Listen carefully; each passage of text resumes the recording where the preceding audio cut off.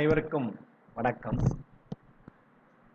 பெரியார் பல்கலைக்கழக உறுப்பு கலை மற்றும் அறிவியல் கல்லூரி முதுகலை தமிழ்துறை நடத்தும் 7 நாள் இளையவழி பன்னாட்டு கருத்தரங்கத்தின் 7வது நாள் நிகழ்விற்கு வருகை புரிந்துள்ள இணையவழியில்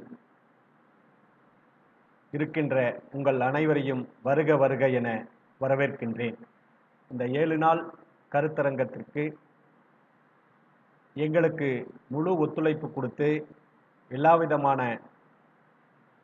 ஏற்பாடுகளையும் செய்து கொடுத்து ஊக்கமளித்த எங்களுடைய கல்லூரி முதல்வர் அவர்களை தலைமையேற்று தலைமையுரை ஆற்றுமாறு அன்போடு கேட்டுக்கொள்கின்றேன். வணக்கம். பெரியார் பல்கலைக்கழக கலை மற்றும் அறிவியல் கல்லூரி பாப்பிரெட்டிப்பட்டியில் 7 நாட்களாக பன்னாட்டு கருத்தரங்கம் இணையவழி மூலமாக தமிழ்துறையின் சார்பாக மிக சிறப்பான முறையில் இந்த 7வது நாளை எட்டியிருக்கிறது.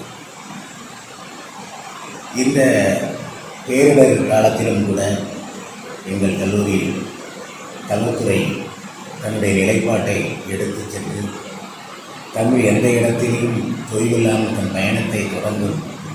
அது எங்கேயுமே நிறைவு பெறாது, அது வாழ்நாள் முழுக்க தொடர்ந்து கொண்டே இருக்கும் என்பதற்கு ஒரு உதாரணமாக எங்கள் கல்லூரியில் இந்த பன்னாட்டு கருத்தரங்கம் நிகழ்ந்து கொண்டிருக்கிறது. இந்த பன்னாட்டு கருத்தரங்கில் எங்களுக்கு பக்கத்துணையாக இருந்து வழிநடத்தி கொண்டிருக்கின்ற மாண்புமிகு துணைவேந்தர் அவர்கள், பெரியார் பல்கலைக்கழகம் மற்றும் பதிவாளர் அவர்கள், அவர்களுக்கு இந்த நேரத்தில் நன்றியை உரித்தாக்கிக் கொள்கின்றேன். இந்த பன்னாட்டு கருத்தரங்கை ஒருங்கிணைத்து சுமார் 2500-600 நபர்கள் இந்த 7 நாட்களில் தன்னுடைய பதிவுகளை செய்து அனைவரும் இந்த 7 நாட்களில் நடந்த சிறப்பு சொற்பொழிவாளர்களுடைய அந்த நிகழ்வை கேட்டு தமிழை வேறொரு பக்கத்திற்கு எடுத்துச் செல்ல ஒரு வாய்ப்பாக உருவாக்கி கொடுத்த தமிழ்துறை தலைவர் முனைவர் கோ செந்தில்குமார் அவர்களுக்கு இந்த நேரத்தில் நன்றியை வெளித்தாக்கித்தான் ஆக வேண்டும். அது மட்டுமல்ல, அந்த துறை சார்ந்த முனைவர் சுபா மற்றும் முனைவர் சுஜிதா அவர்கள் இருவரும் அவருக்கு பக்கபலமாக இருந்து இந்த 7 நாள் கருத்தரங்கிற்கு ஒரு அரும்பாடுபட்டு இந்த செயலை வெற்றிகரமாக நடத்தி முடிப்பதற்கு அவர்களுக்கும் இந்த நேரத்தில் நன்றியை உரித்தாக்கிக் கொள்கின்றேன். இந்த 7 நாள் கருத்தரங்கில் 7 நாடுகளில் இருந்து சிறப்பு சொற்பொழிவாளர்கள் எல்லாம் வெளிநாடுகளில் இருந்து நாங்கள் அழைத்த பொழுது அவர்கள் எல்லாம் மறுக்காமல் நாங்கள் இந்த கல்லூரிக்காக தன்னுடைய பணியை ஒதுக்கி செய்கிறோம் என்று இசைவு தெரிந்து அந்த 7 நாட்களுக்கும் சிறப்பான ஒரு சொற்பொழிவை நிகழ்த்தி எங்களுடைய இந்த தமிழ் சார்ந்த சமூகத்திற்கு வலுக்கூட்டக்கூடிய ஒரு நிகழ்வாக அவர்களுடைய சொற்பொழிவு நடத்திய அனைத்து அந்த நல்லுள்ளங்களுக்கும் இந்த நேரத்தில் நன்றியை உரித்தாக்கிக் கொள்கிறேன். 7 நாட்களின் காலத்தை ஒதுக்கி ஒரு தகவலுக்காக மட்டுமல்லாமல் இது ஒரு சான்றிதழுக்கான ஒரு நிகழ்வாக எடுத்துக்கொள்ளாமல் தமிழை பற்றி தெரிந்து கொள்ள வேண்டும். ஒவ்வொரு சிறப்பு விருந்தினர்களும் தன்னுடைய நிகழ்வை எந்த விதத்தில் பதிவு செய்கிறார்கள், எதுவாக இருக்கும் என்ற தமிழ் ஆர்வலர்கள் உள்ளாரே வந்து மாணவர்கள் மட்டுமல்லாமல் தமிழ் ஆர்வலர்களும் இந்த நிகழ்வில் கலந்து கொண்டு இந்த பன்னாட்டு கருத்தரங்கை மேலும் உயர்த்திய அந்த நல்லுள்ளங்கள் அனைவருக்கும் இந்த நேரத்தில் நன்றியை உரித்தாக்கிக் கொள்கின்றேன்.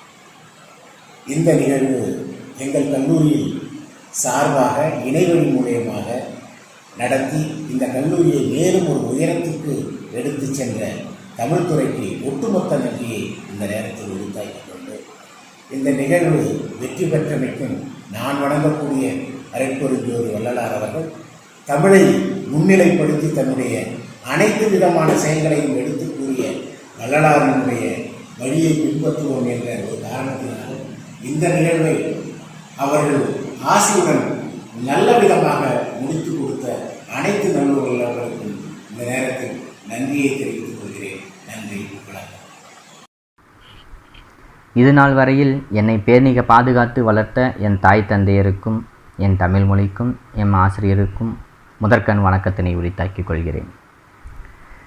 7 நாள் இணையவழி கருத்தரங்கத்திற்கு அனுமதி வேண்டி பல்கலைக்கழகத்திற்கு சென்றபோது அங்கு துணைவேந்தர் பேரா முனைவர் குழந்தைவேல் ஐயா அவர்கள், பதிவாளர் பேரா முனைவர் தங்கவேல் ஐயா அவர்கள் இக்கருத்தரங்கத்திற்கு அனுமதியும் வழங்கி பின்பு இக்கருத்தரங்கம் வெற்றி பெறுவதற்கான வாழ்த்தினையும் தெரிவித்தனர். அப்பேற்பட்ட நல் உள்ளம் படைத்தவர் அவர்களுக்கு எங்கள் நெஞ்சார்ந்த நன்றியையும் வணக்கத்தினையும் தெரிவித்துக் கொள்கின்றோம். பிறக்கும் பொழுதே தாய் தந்தையரனுடைய அன்பை பெற்றவர், பள்ளி கல்லூரிகளிலே ஆசிரியனுடைய அன்பை பெற்றவர்,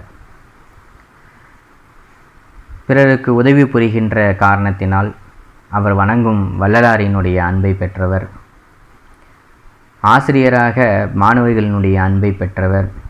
ஆதலால் அரசு வழங்கும் நல் ஆசிரியர் விருதை வென்றெடுத்தவர் எம் கல்லூரியினுடைய முதல்வர் முனைவர் கார்த்திகேயன் ஐயா அவர்கள். மக்கள் தொண்டே மகேசன் தொண்டு என்பார்கள். அதுபோல மாணவர்களினுடைய நலனே என்னை போன்ற ஆசை கொடிய நலன் என்று கருதுபவர், சிறந்த பண்பாளர், அயராத உழைப்பாளி, கௌரவ விரிவுரையாளர், உதவி பேராசிரியர், தமிழ் துறை தலைவர், துணை முதல்வர், நாட்டு நலப்பணி திட்ட அலுவலர் என்று அயராது உழைத்து கொண்டே இருப்பவர். ஆதலால் அரசாங்கமே அவருக்கு பெரியார் பல்கலைக்கழகத்தினுடைய ஆட்சி மன்ற குழு தலைவராக நியமித்தது. அப்பேற்பட்ட சிறப்புக்குரியவர் எம் துறை தலைவர் முனைவர் செந்தில்குமார் ஐயா அவர்கள். புத்தக வாசிப்பையே தன் உயிர் மூச்சாக கொண்டவர். ஒரு தாய் எவ்வாறு குழந்தையை பேணி பாதுகாத்து வளர்க்கின்றாளோ அதுபோன்று தன்னிடம் பயிலும் மாணவர்களை பேணி பாதுகாத்து வழிகாட்டுவதில் சிறந்தவர் எம் துறை உதவி பேராசிரியர் முனைவர் சுபா அம்மா அவர்கள்.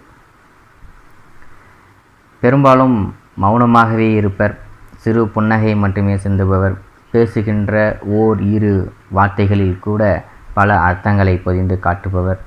பாரதியார் கண்ட புதுமை பெண்ணாக என் துறையில் வலம் வருபவர் முனைவர் சுஜிதா அம்மா அவர்கள். மற்றும் எம் கல்லூரியினுடைய துறை தலைவர்கள் அனைவரையும் மற்றும் கௌரவ விரிவுரையாளர்கள், மாணவர்கள்,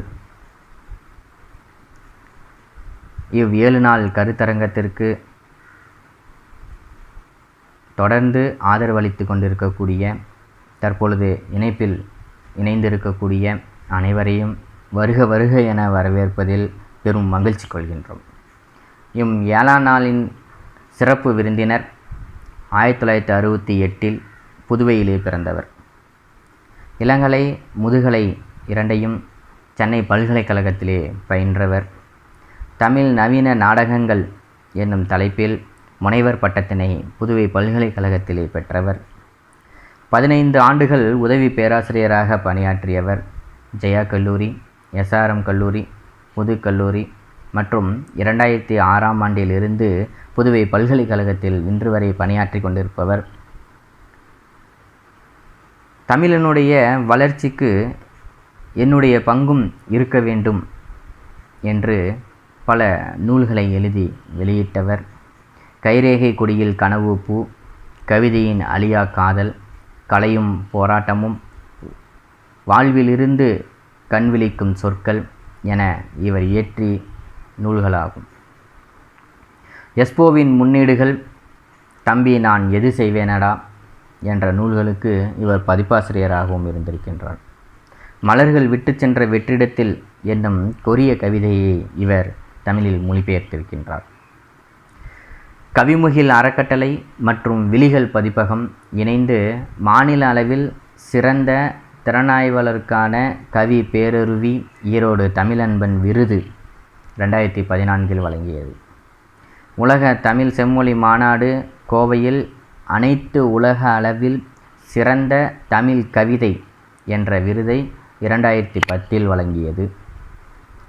சமீபத்தில் 2018 புதுவை பல்கலைக்கழகம் தமிழ் இயற்புலத்திற்கான நல் ஆசிரியர் விருதை வழங்கி சிறப்பித்தது.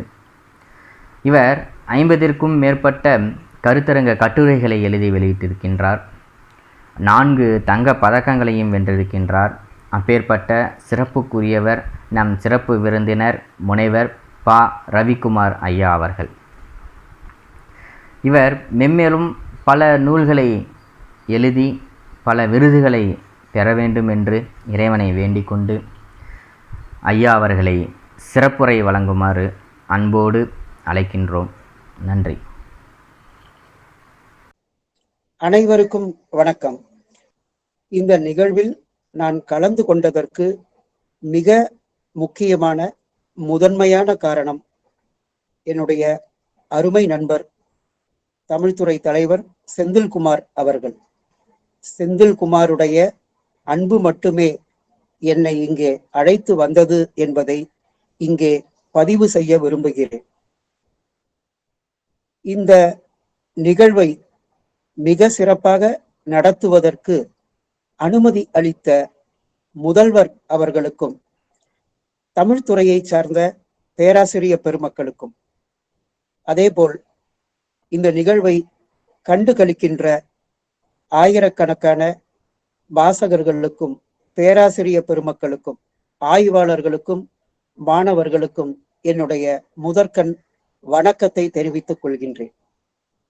நண்பர்களே, தமிழ் இலக்கியத்தில் கலிங்கத்து பரணி என்பது தனித்துவம் வாய்ந்த ஒரு அற்புதமான நூலாகும். போர் இலக்கியத்தை உலக அளவில் கலிங்கத்து பரணியை போல் ஏதேனும் ஒரு நூல் பதிவு செய்திருக்கிறதா என்பது ஐயம்தான். கலிங்கத்து பரணி குறித்து எத்தனையோ பேர் எத்தனையோ நூல்களை எழுதியிருந்தாலும் அண்மையில் தமிழாற்றுப்படையில் கவிஞர் வைரமுத்து அவர்கள் செயங்கொண்டாரை பற்றி எழுதிய ஒரு வாசகம் என்னுடைய மனத்தை கவர்ந்தது. அந்த வாசகம் இதுதான். செயங்கொண்டார் யார்? அதற்கு வைரமுத்து இப்படி பதில் உரைத்தார்.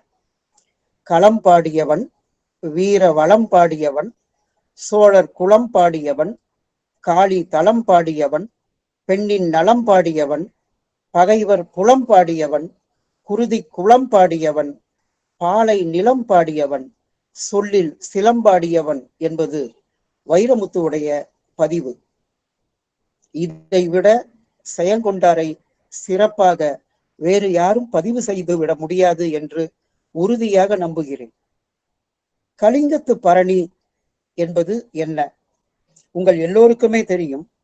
கலிங்கத்து பரணி குறித்து இலக்கண விளக்க பாட்டியல் என்கின்ற நூல் இப்படி உரைக்கிறது. ஆணை 1000 அமரிடை வென்ற மாணவனுக்கு வகுப்பது பரணி. ஒரு போரில் 1000 யானைகளை எந்த வீரன் கொள்கின்றானோ அப்படிப்பட்ட வீரனுக்காக படைக்கப்படுவது, அந்த வீரனின் புகழை பாடுவதற்காக படைக்கப்படுவது பரணி என்பது இலக்கண விளக்க பாட்டியல் நூலின் ஒரு கருத்து. அதே போல தொல்காப்பிய உரையாசிரியர் பேராசிரியர் அவர் ஒரு பதிவை நமக்கு வழங்குகிறார்.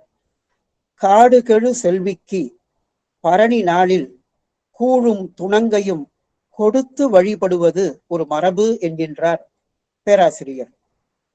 அதாவது உவே சாமிநாத ஐயரும் ஒரு கருத்தை பதிவு செய்கின்றார்.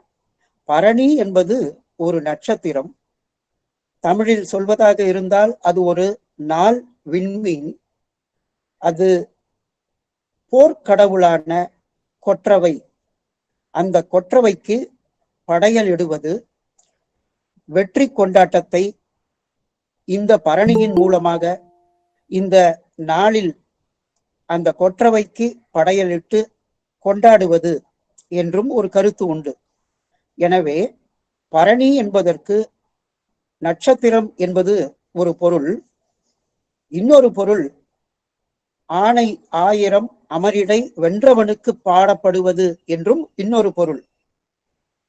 இந்த பரணியுடைய மிகப்பெரிய சிறப்பு எதுவென்று கேட்டால், இது வென்றவன் பெயரால் பாடப்படாமல் தோற்றவன் பெயரால் பாடுவது என்பதுதான். தமிழில் சிற்றிலக்கியங்கள் குறித்து மாநில கல்லூரியின் பேராசிரியர் கண்ணன் அவர்களும், சிற்றிலக்கியங்கள் சில குறிப்புகள் என்னும் தலைப்பில் மார்க்ஸ் அவர்களும் சில நூல்களை எழுதியிருந்தாலும், சிற்றிலக்கியங்கள் குறித்து மிக அற்புதமான ஆய்வை செய்த சயராமன் அவர்களை இந்த தருணத்தில் நான் நினைத்து பார்க்க கடமைப்பட்டிருக்கின்றேன். பரணியை பொறுத்தவரை தமிழில் ஏராளமான நூல்கள் இருக்கின்றன. தக்கையாக பரணி, இரணியவதை பரணி, சூரன் வதை பரணி, பாகவதை பரணி, அதே போல கஞ்சவதை பரணி என்று, மோகவதை பரணி என்று கூட ஒரு நூல் இருக்கின்றது. எத்தனையோ பரணி நூல்கள் இருந்தாலும் கலிங்கத்து பரணிக்கு நிகரான ஒரு நூலை நம்மால் சொல்லிவிட முடியாது. இந்த ஆய்விற்கு செல்வதற்கு முன்னால் கவி சக்கரவர்த்தி சயங்கொண்டாரின் கவித்துவம் இந்த நூலில் எவ்வாறு இருக்கிறது என்பதை சொல்வதற்கு முன்னால், இந்த நூலை எழுதிய சயங்கொண்டாரை பற்றியும், இந்த பாட்டுடை தலைவன் குறிப்பாக குலோத்துங்க சோழனை குறித்தும், அதே போல இன்னொரு தலைவனாக விளங்கும் படைத்தளபதியாக விளங்கிய கருணாகர தொண்டைமான் குறித்தும் ஒரு சில செய்திகளை சுருக்கமாக பதிவு செய்வது என்னுடைய கடமை என்று நான் நினைக்கின்றேன்.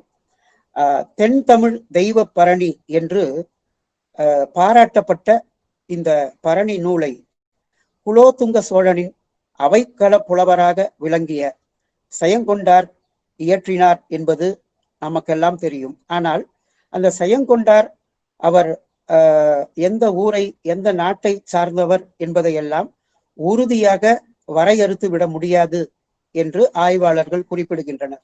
என்றாலும் தீபங்குடி 10 என்னும் நூலில் அவருடைய ஊர் தீபங்குடியாக இருக்கலாம், அவருடைய காலம் 1070 முதல் 1118 வரை இருக்கலாம் என்று சிலர் சொல்லுகின்றார்கள்.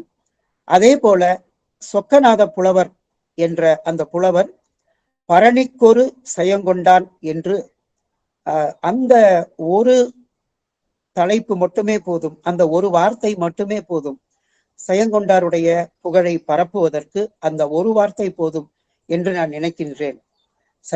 சயங்கொண்டார் இசை ஆயிரம், உலாமடல் என்றும் சில நூல்களை இயற்றி இருக்கிறார் என்று பார்க்கின்றோம்.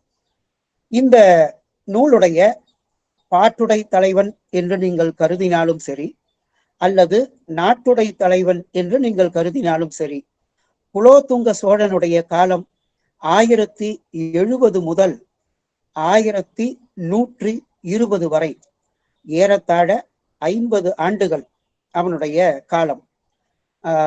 அவனுடைய வம்சாவளி என்பது, அவன் தாய் வழியாக ஒரு சோழ மரபினன், தந்தை வழியாக ஒரு சாளுக்கியன், ராசராச நரேந்திரனுக்கும் அம்மங்கை தேவிக்கும் பிறந்தவன். தன்னுடைய வாழ்நாளில் ஏறத்தாழ 5 பெரும் போர்களை நிகழ்த்தியவன். முதல் போர் 1073 ஆண்டு 6ஆம் விக்ரமாதித்தனுடன் நிகழ்த்தி இருக்கின்றான். இரண்டாவது போரை அரசன் தாரவர்ஷனை தோற்கடித்த ஒரு புகழ்பெற்ற ஒரு போர், சக்கரக்கோட்ட மண்டலத்தில் நடைபெற்ற ஒரு போர்.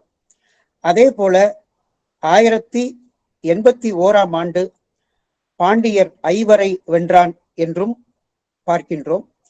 காந்தளூர் சாலை, கோட்டாறு ஆகிய களங்களில் அதே 1081 ஆண்டு சேர மன்னர்களை வென்றான் என்றும் ஒரு செய்தி இருக்கின்றது. 1096 ஆண்டு ஒச்சிவேந்தனுடன் ஒரு போர் புரிந்தான் என்றும் பார்க்கின்றோம்.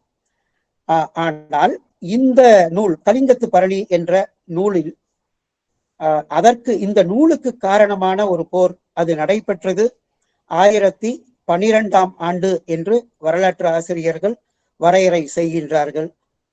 அது அனந்த வன்மனுடன் வடகலிங்க போர் என்பது மிக புகழ்பெற்ற ஒரு போர். எப்பொழுதும் வடக்கிற்கும் தெற்கிற்கும் நடைபெற்ற போர்கள், அது எந்த களமாக இருந்தாலும் சரி, அது மொழி களமாக இருந்தாலும் இன்றைக்கும் நடைபெற்று வருவதை நாம் பார்த்து கொண்டுதான் இருக்கின்றோம். எனவே இந்த கலிங்க போர்தான் இந்த நூல் உருவாவதற்கு காரணம். இத்தனை போர்களில் வென்றாலும் கூட இந்த போர்களுக்கெல்லாம், இந்த வெற்றிகளுக்கெல்லாம் காரணமானவன் யார் என்று கேட்டால் கருணாகர தொண்டைமான் என்று பார்க்கின்றோம். அந்த கருணாகர தொண்டைமான் தான் அவனுடைய படை தளபதியாகவும் தலைமை அமைச்சனாகவும் இருந்தான் என்று ஒரு குறிப்பு சொல்லுகின்றது. இந்த கருணாகர தொண்டைமானுடைய பிறந்த ஊர் குறித்து நமக்கு மாறுபட்ட கருத்துகள் இருக்கின்றன. சிலர் வண்டலூர் என்று சொல்லுகின்றார்கள். ஆனால் மிகச்சிறந்த ஆராய்ச்சியாளர்களுள் ஒருவரான ராகவையங்கார் அவர் ஒரு சாசனத்தை கண்டுபிடித்து அந்த சாசனத்தின்படி அவனுடைய ஊர் வண்டாழஞ்சேரி என்று, அது இன்றைக்கும் வண்டுவாஞ்சேரி என்று அழைக்கப்படுகிறது, கும்பகோணம் நாச்சியார் கோயிலுக்கு அருகில் இருக்கிறது என்று பார்க்கின்றோம். இவையெல்லாம் இந்த கலிங்கத்து பரணியை பற்றிய சில குறிப்புகள் என்பதை சொல்லிக்கொண்டு, குறிப்பாக இந்த கலிங்கத்து பரணியுடைய உரையாசிரியர்கள் இதை பற்றியெல்லாம் சொன்னால் அந்த ஆய்வு விரிந்துவிடும். ஆனாலும் சுருக்கமாக ஒரு செய்தியை மட்டும் பதிவு செய்யலாம் என்று இருக்கின்றேன். இது முதலாக 1840 ஆண்டு திருப்பாதிரி புலியூர் அதை சார்ந்த சுப்பிரமணிய முதலியாரால் பதிப்பிக்கப்பட்டுள்ளது என்று பார்க்கின்றோம். ஆனால் அதற்கு பிறகு ஒரு விரிவான உரை வருகிறது. அது 1941 ஆண்டு கண்ணையா நாயுடு என்பவர் அதை வெளியிடுகின்றார். அதை தொடர்ந்து பழனிவேல் பிள்ளை என்பவர் 1950 ஆண்டிலும், புலியூர் கேசிகன் 1958 ஆண்டிலும் அதற்கு ஒரு மிக விரிவான உரைகளை வழங்கியிருக்கிறார்கள் என்று பார்த்தாலும் கூட, அண்மை காலத்தில் என்னுடைய அற்புதமான நண்பர், அவர் பள்ளிக்கூடத்தில் பணிபுரிந்தாலும் கூட அவர் தமிழ் துறைக்கு ஆற்றி வருகின்ற பணி என்பது அளப்பரியது. நாலடியாரின் மூலமும் உரையும் என்பதையும் அவர் வெளியிட்டார். அது சந்தியா பதிப்பகத்தின் வெளியீடாக வந்தது. அதே போல இந்த நூலுக்கும் கலிங்கத்து பரணிக்கும் அவர் பதிப்பும் உரையும் கண்டுள்ளார் என்பதை இங்கே நான் பதிவு செய்ய விரும்புகின்றேன். நண்பர்களே, என்னுடைய தலைப்பு என்பது கலிங்கத்து பரணியில் ஜெயங்கொண்டாருடைய கவித்துவம் என்பதாகும். 599 தாழிசைகளை கொண்டு கடவுள் வாழ்த்து உட்பட ஒரு 14 பகுதிகளாக பிரிக்கப்பட்டிருக்கின்ற கலிங்கத்து பரணியின் கவித்துவத்தை சொல்லுவதற்கு நாள் ஒன்று போதாது. என்றாலும் மிக மிக அழகான பாடல்கள், அந்த பாடல்களை அள்ளி பருகுவது என்பது நம்முடைய கடமையாகும். அண்மை காலத்தில் நான் பார்க்கின்றேன், இலக்கிய ஆய்வுகள் எல்லாமே கோட்பாட்டு நோக்கில் செய்யப்பட்டு வருகின்றன என்பதை நான் நன்கு அறிவேன். கலிங்கத்து பரணியை வரலாற்று கண்ணோட்டத்தில் ஆராயலாம், சமூகவியல் கண்ணோட்டத்தில் ஆராயலாம், அல்லது வேறு வகையாகவும் கூட ஆராயலாம். பல கோட்பாடுகளை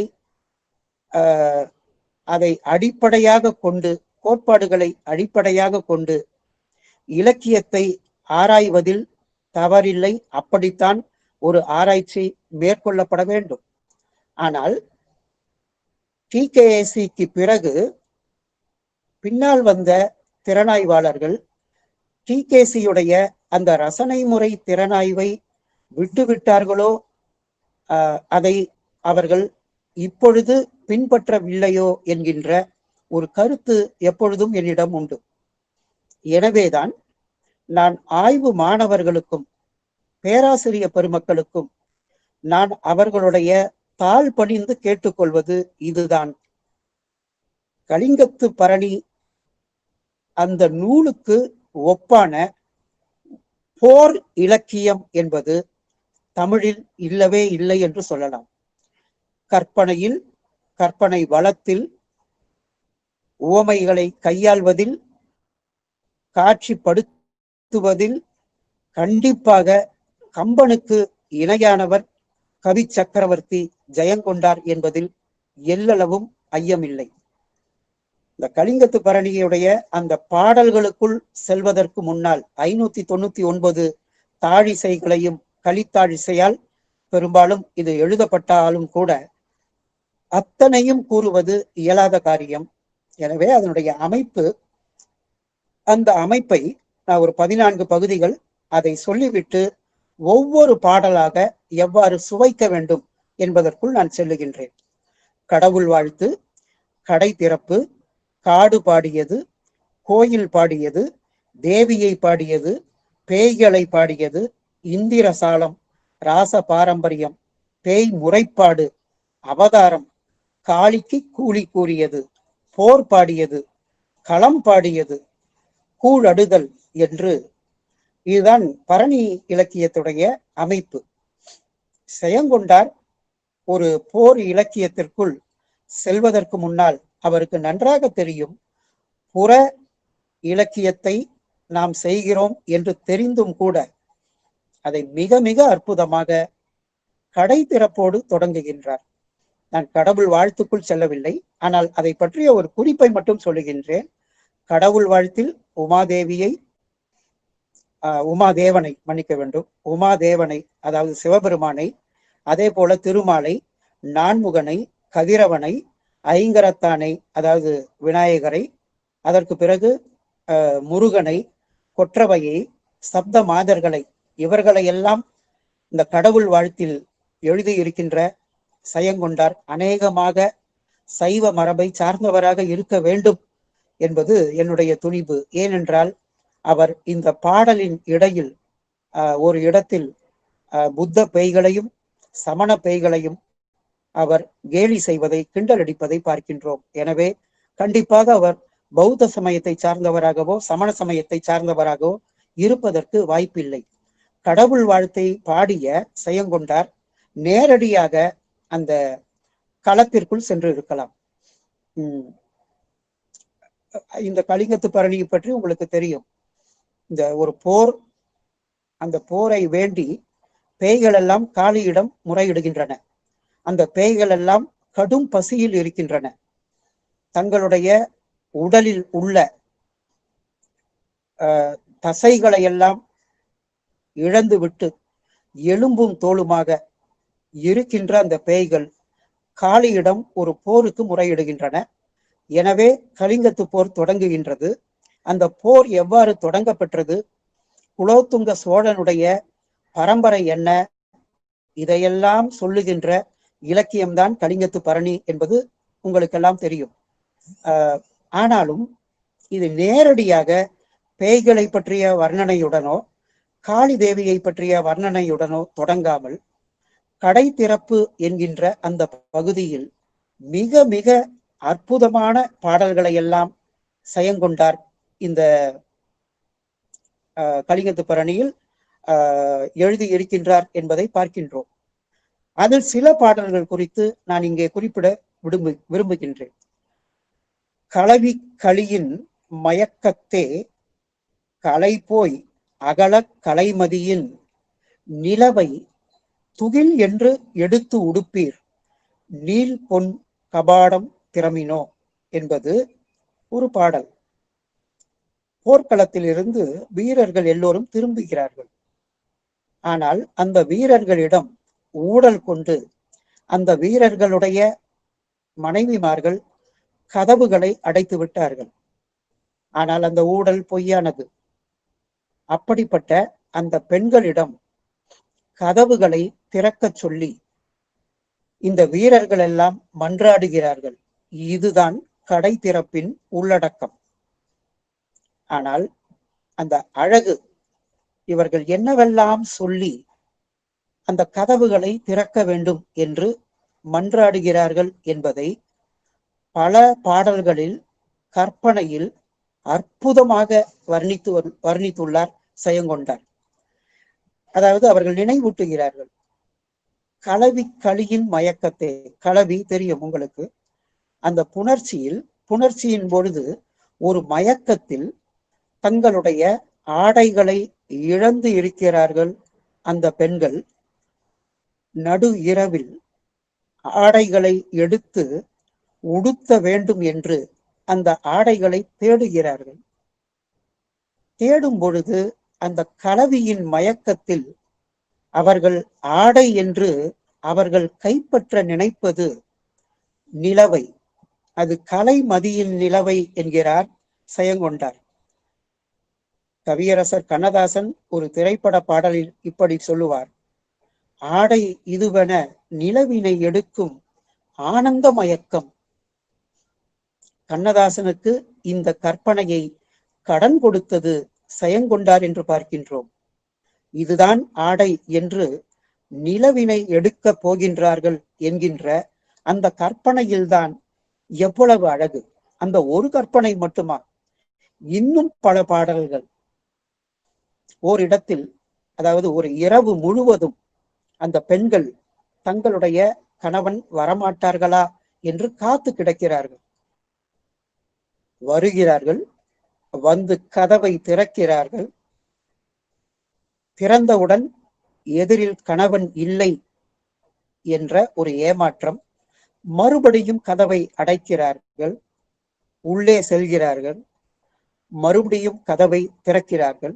இப்படி அது 1 மணி நேரம் அல்ல, 2 மணி நேரம் அல்ல, ஒரு இரவு முழுவதும் கதவை திறப்பதும் அடைப்பதுமாக இருக்கிறார்கள். அந்த கதவு என்ன ஆகும்?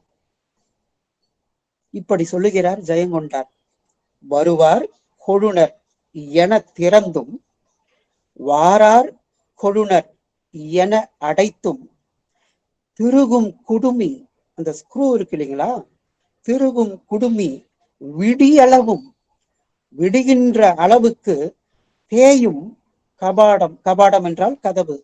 திறமினோ, திறமினோ, கதவுகளை திறவுங்கள்.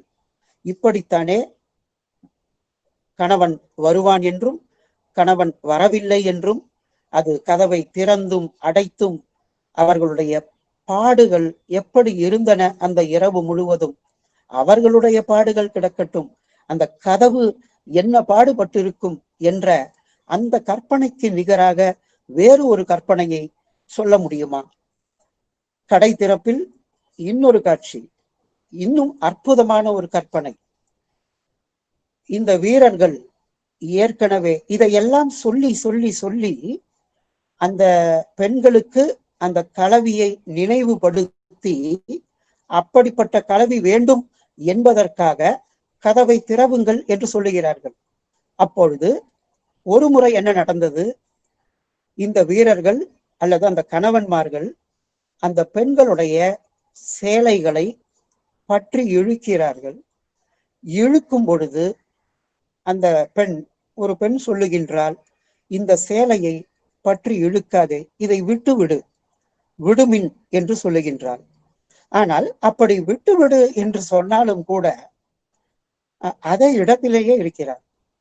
அவள் விட்டுவிடு என்று சொல்வது எப்படி இருக்கிறது என்று கேட்டால், அந்த துகிலை பற்றிக்கொள், அதை பிடித்துக்கொள் என்று சொல்வது போல இருக்கிறதாம். ஒரு திரைப்பட பாடல் எனக்கு நினைவிற்கு வருகிறது. அது ரொம்ப ஒரு அற்புதமான ஒரு பாடல்.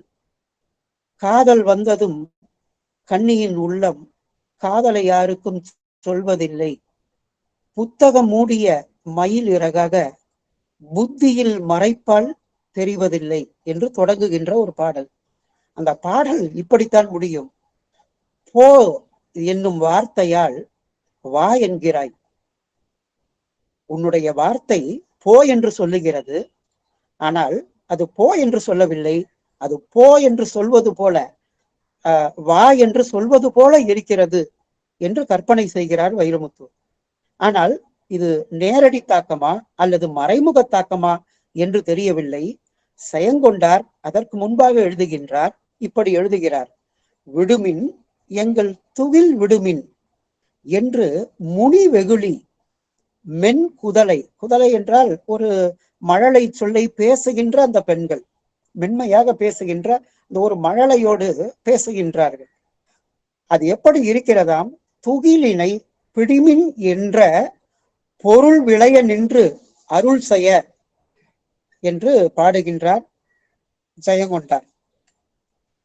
அதை விட இன்னும் அற்புதமான கற்பனை, இப்படி சொல்லிக்கொண்டே போகலாம். ஆனால் இந்த பாடலை சொல்லாமல் இருக்க முடியாது. கலவி மயக்கத்தில் ஏதேதோ பிதற்றுகின்றார்கள்.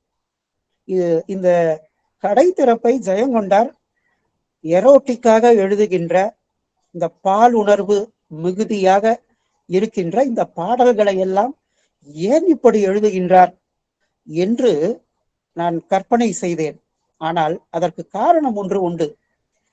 எடுத்தவுடன் பேய்களை பற்றியும் காளியை பற்றியும் பாளையை பற்றியும் எழுதினால் ஒரு புத்தகத்தை படிக்கின்ற வாசகன் அதை மூடி விடுவான். எப்பொழுதுமே ஒரு காப்பியத்திற்கு, அது நாடகமாக இருந்தாலும் சரி, தொடக்கம் என்பது அற்புதமாக இருக்க வேண்டும். அது மட்டுமல்ல, ஒரு அகப்பாடல்களை எழுதுவதில் என்னுடைய கற்பனை எப்படி இருக்கிறது பாருங்கள் என்று சவால் விடுகின்ற அளவிற்கு ஜெயங்கொண்டார் தன்னுடைய திறமையை நிரூபிப்பதற்காக கூட இப்படிப்பட்ட பாடல்களை எழுதினாரோ என்று நான் எண்ணுகின்றேன். கலவி மயக்கத்தில் இரவில் ஏதேதோ பிதற்றுகிறார்கள். அந்த பிதற்றலை எல்லாம் சில கிளிகள், அந்த பெண்கள் வளர்க்கின்ற கிளிகள் கேட்டுக்கொண்டிருக்கின்றன. குற்றமில்லை, கிளிகள் கேட்கத்தானே செய்யும்.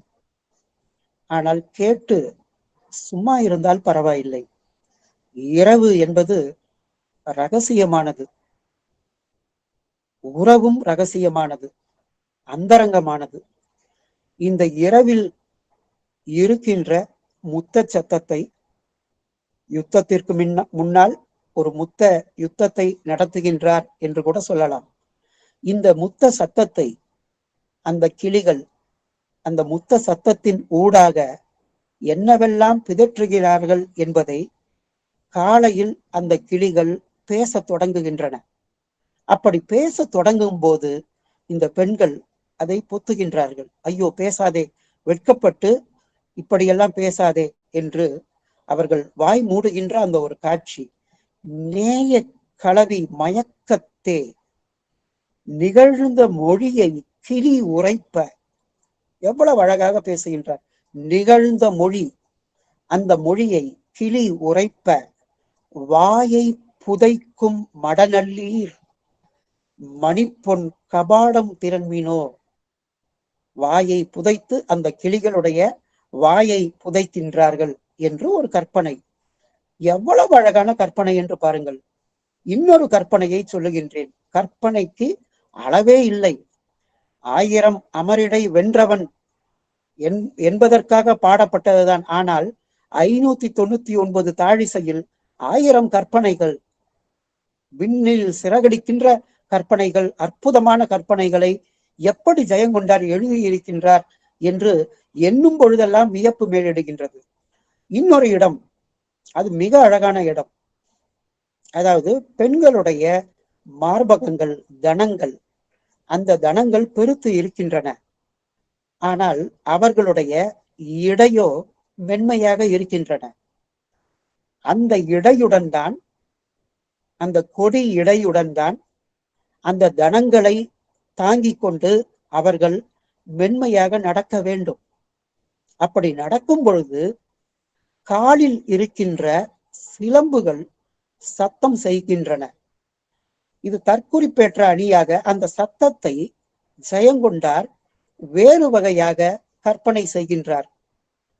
அது சத்தம் அல்ல, அது ஏதோ ஒரு சத்தம் அல்ல. அந்த கொலுசு சத்தம் அல்லது அந்த சிலம்பு ஒலி, அது ஏதோ ஒன்றை சொல்லுகின்றன. எதை சொல்லுகின்றன? உபய தனம் அசையில் ஒடியும் இடை.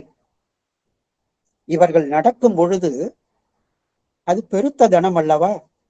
அது அசைந்தால், 2 தனங்களும் அசைந்தால் இடை ஒடிந்து விடும் என்று அச்சப்படுகின்றன இந்த சிலம்புகள். நடையை ஒழியும் ஒழியும் என ஒன் சிலம்பு, அபயம் அபயம் என அலற, ஐயோ இடை ஒடிந்து விடுமோ, இடை ஒடிந்து விடுமோ என்று அலறுகின்றன அந்த சிலம்பு. இப்படிப்பட்ட சிலம்புகளை அணிந்து கொண்டு நடை பயிலுகின்ற அறிவை மீர் கடைகள் திறமினோ என்று கற்பனை செய்கின்றார் ஜெயங்கொண்டார். இன்னொரு இடம், இதுவும் கண்ணதாசன், புலமை பித்தன், வைரமுத்து, நா. காமராசன் என்று 20ஆம் நூற்றாண்டின் திரை இசை பாடல்களை புனைந்த கவிஞர்கள் எல்லாருமே கலிங்கத்து பரணியை எழுதிய ஜெயங்கொண்டாருக்கு கடன்பட்டவர்கள். ஒரு உதாரணம் சொல்லுகின்றேன். 1000 நிலவே வா என்ற பாடலை பாடிய, அற்புதமான பாடலை எழுதிய புலவர் புலமை பித்தன் கவிஞர் யுகபாரதி அவர்களுக்கும் கவிஞர் பழனி பாரதி அவர்களுக்கும் புலமை பித்தன் என்றால் அவ்வளவு பிடிக்கும். புலமை பித்தனுக்கு நிகராக அவருடைய பாவேந்தர் பிள்ளை தமிழ் என்கின்ற நூல் ஒன்று போதும் புலவர் புலமை பித்தனின் புகழ் பாட. இந்த 1000 நிலவே வா என்கின்ற பாடலில் புலவர் புலமை பித்தன் ஒரு வரியை எழுதினார். அந்த வரி இதுதான்: அள்ளி மலர் மேனியிலே ஆடையென நான் இருக்க, கார்குழலும் பாய் விரிக்கும், கண் சிவந்து வாய் வெளுக்கும். ஏன் கண்கள் சிவக்க வேண்டும்? ஏன் வாய் வெளுக்க வேண்டும்? கண்கள் வெண்மையாக இருக்கின்றன, ஆனால் இரவு முழுவதும் களவியில் ஈடுபடுவதால் கண்கள் சிவக்கின்றன. சிவப்பாக இருக்கின்ற வாய் முத்தம் கொடுத்து முத்தம் கொடுத்து அது வெளுக்கின்றன. இங்கே கண் சிவக்கிறது, வாய் வெளுக்கிறது. புலவர் புலமை பித்தன் இப்படி ஒரு கற்பனையை அழகாக வடிக்கின்றார். அதை எங்கிருந்து கடன் வாங்கினார்?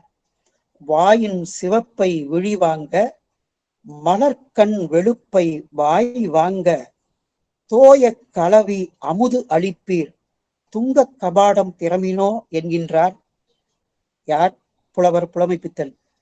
அதே போல இன்னொரு பாடலில் மதுரமான மொழி பதற, மதுரமான என்றால் மிகவும் இனிமையான மொழிகள் எல்லாம் தடுமாறுகின்றன.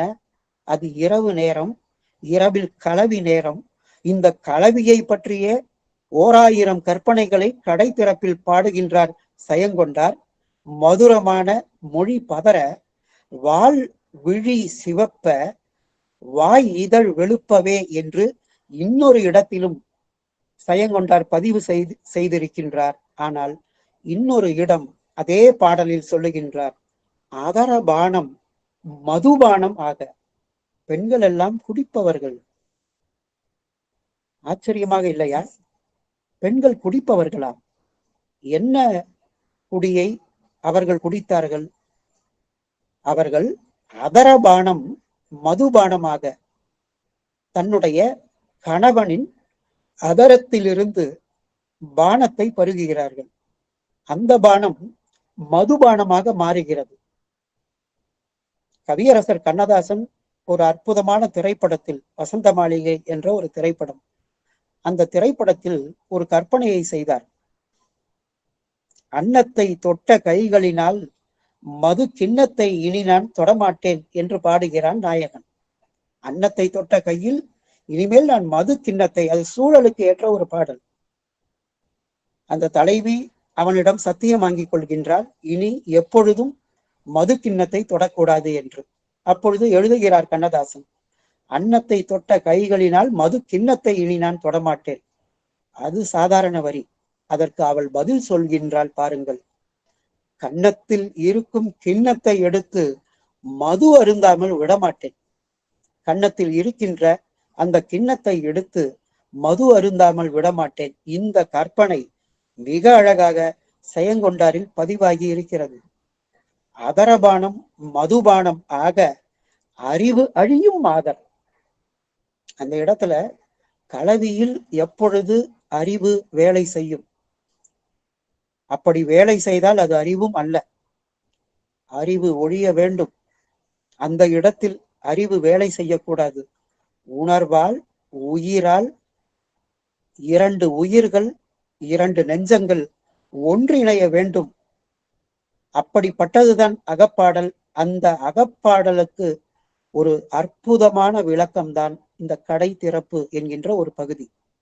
இன்னும் 1000 சொல்லலாம். ஆனால் புறத்திணையை பற்றி ஏராளமான பாடல்களை அடுத்தடுத்து செயங்கொண்டார் எழுதி கொண்டு செல்லுகின்றார்.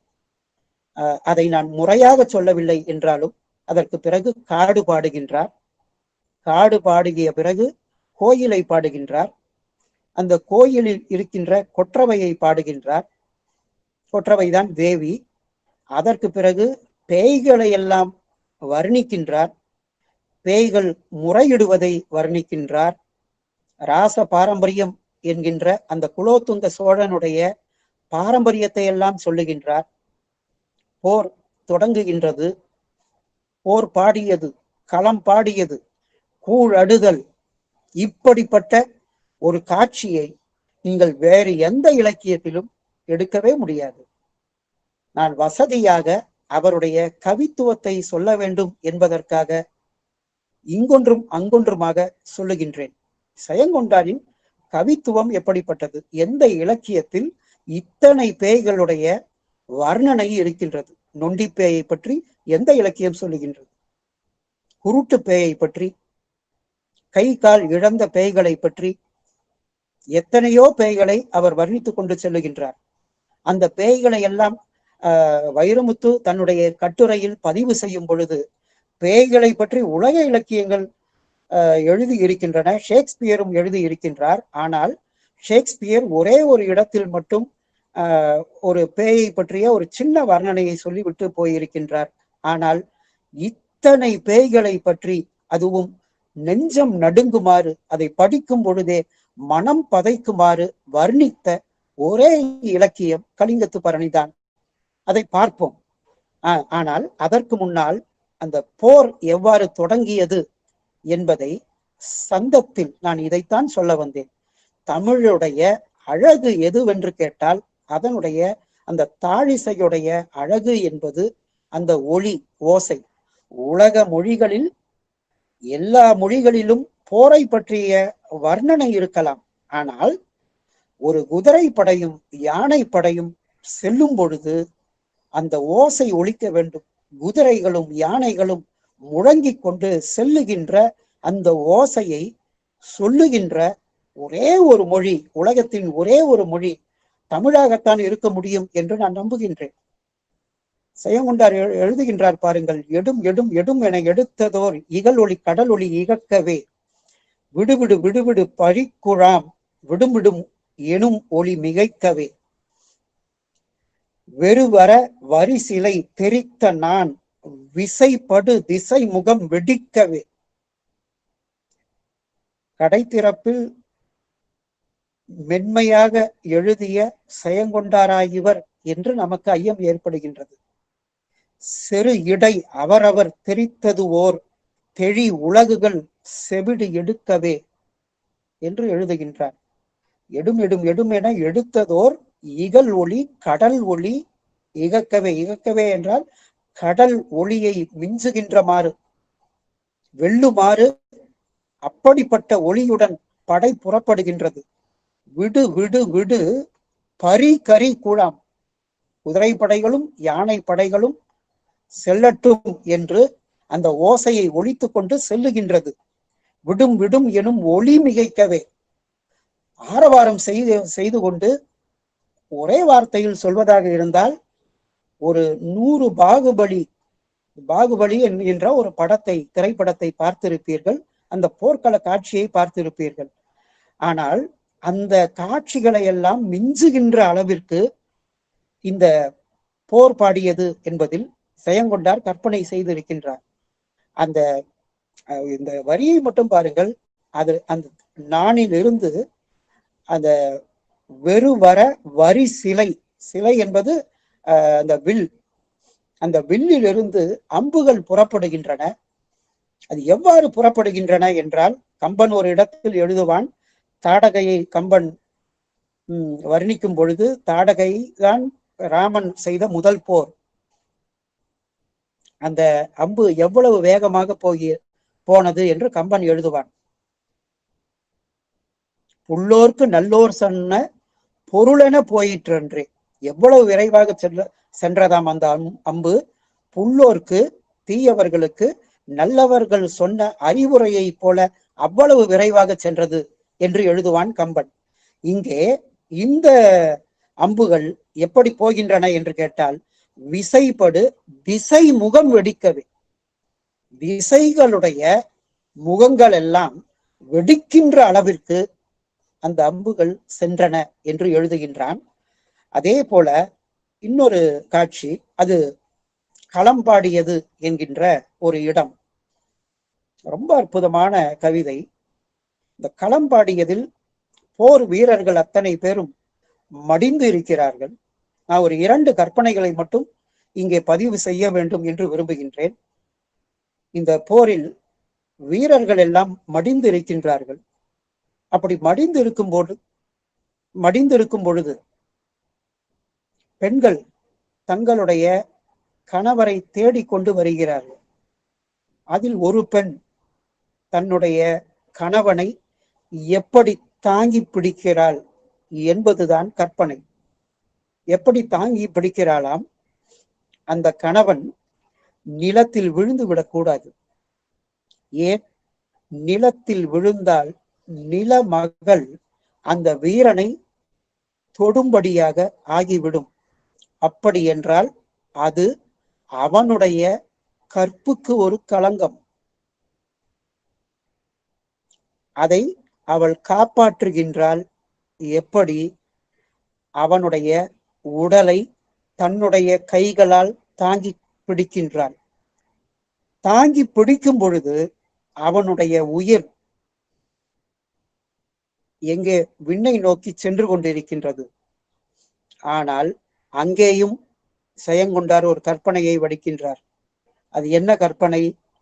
அவனுடைய உயிர் விண்ணுலகத்திற்கு செல்வதற்கு முன்னால் இவளுடைய உயிர் விண்ணுலகத்திற்கு செல்லுகின்றது. ஏனாம், ஒருவேளை இவன் இவளுக்கு முன்னால் இறந்து விட்டால் அங்கு இருக்கின்ற ரம்பை, மேனகை, ஊர்வசி என்று நான் நகைச்சுவையாக நினைத்தேன். அந்த பெண்ணுக்கு தன்னுடைய கணவனின் மீது ஒரு நம்பிக்கை இல்லையோ என்று கூட நினைத்தேன். எனவே அவனுடைய உயிர், ஆறு உயிர் செல்வதற்கு முன்னால் இவளுடைய உயிர் செல்ல வேண்டும் என்பதற்காக தரை மகளும் தன் கொழுநன் உடலம் தாங்க, தன் உடலம் தன்னை தாங்காமல் தன் கரத்தால் தாங்கி, தரை மகளும் தன் கொழுநன் உடலம் தன்னை தாங்காமல் தன் கரத்தால் தாங்கி விண்ணாட்டு அறமகளிர் அவ்வுயிரை புணரா முன்னம் ஆவி ஒக்க விடுவாளை காண்மின் காண்மின். அந்த காளி எல்லோருக்கும், அந்த பேய்களுக்கெல்லாம் காட்டுகின்றது எப்படிப்பட்ட வீரர்கள் மடிந்திருக்கின்றார்கள் என்பதை காட்டுகின்ற காட்சிதான் களம்பாடியது. இன்னொரு கவிதை, அற்புதமான கவிதை. உலக இலக்கியத்தில் இப்படி ஒரு கவிதையை நாம் வாசிக்க முடியுமா என்று எனக்கு தெரியவில்லை. ஒரு பெண்ணுக்கு அந்த களத்தில் தன்னுடைய கணவனின் தலை மட்டும் கிடைக்கிறது. செயங்கொண்டார் எந்த இடத்திலும் தலை மட்டும் கிடைத்தது என்று ஒரு சொல்லையும் பெய்யவே இல்லை. ஒரு சொல்லையும் அவ்வாறு அவர் குறிப்பிடவில்லை. ஒரு கூட்டத்தில் வைரமுத்து குறிப்பிட்டார், கண்ணதாசனுடைய ஒரு வரியை சொல்லி, சொல்லாத சொல்லுக்கு விலை ஏதும் இல்லை என்று சொன்னார். கவிதையை எப்படி ரசிக்க வேண்டும் என்றால், இருக்கின்ற சொல்லை கொண்டு இல்லாத சொல்லை கற்பனை செய்ய வேண்டும், இல்லாத காட்சியை கற்பனை செய்ய வேண்டும். கலிங்கத்து பரணியின் அற்புதமே என்னவென்று கேட்டால், எல்லா செய்திகளையும் அது காட்சிப்படுத்தி இருக்கின்ற விதம்தான். காட்சிப்படுத்தி இருக்கின்ற விதம் நம்முடைய மனக்கண் முன் அப்படியே அந்த காட்சி வந்து நிற்கின்றது. ஒரு பெண், அவள் ஒரு கேள்வி கேட்கின்றாள் அந்த களத்தில். யாரிடம்? பைரவி என்கின்ற தெய்வத்திடம் கேட்கின்றார். என்னவென்று? பொறு தடக்கை வாள் எங்கே? அதாவது தலை இல்லை, மன்னிக்க வேண்டும், தலை மட்டும்தான் இருக்கின்றது. தலையை தவிர வேறு உறுப்புகள் இல்லை. அந்த உறுப்புகளை எல்லாம் நரியோ கழுகோ இழுத்து கொண்டு சென்று இருக்கலாம். அப்பொழுது இவள் கேட்கின்றாள், எப்பொழுதும் வாளை பிடித்திருக்கின்ற அந்த கைகள் எங்கே? பொறு தடக்கை வாள் எங்கே? மணி மார்பு எங்கே?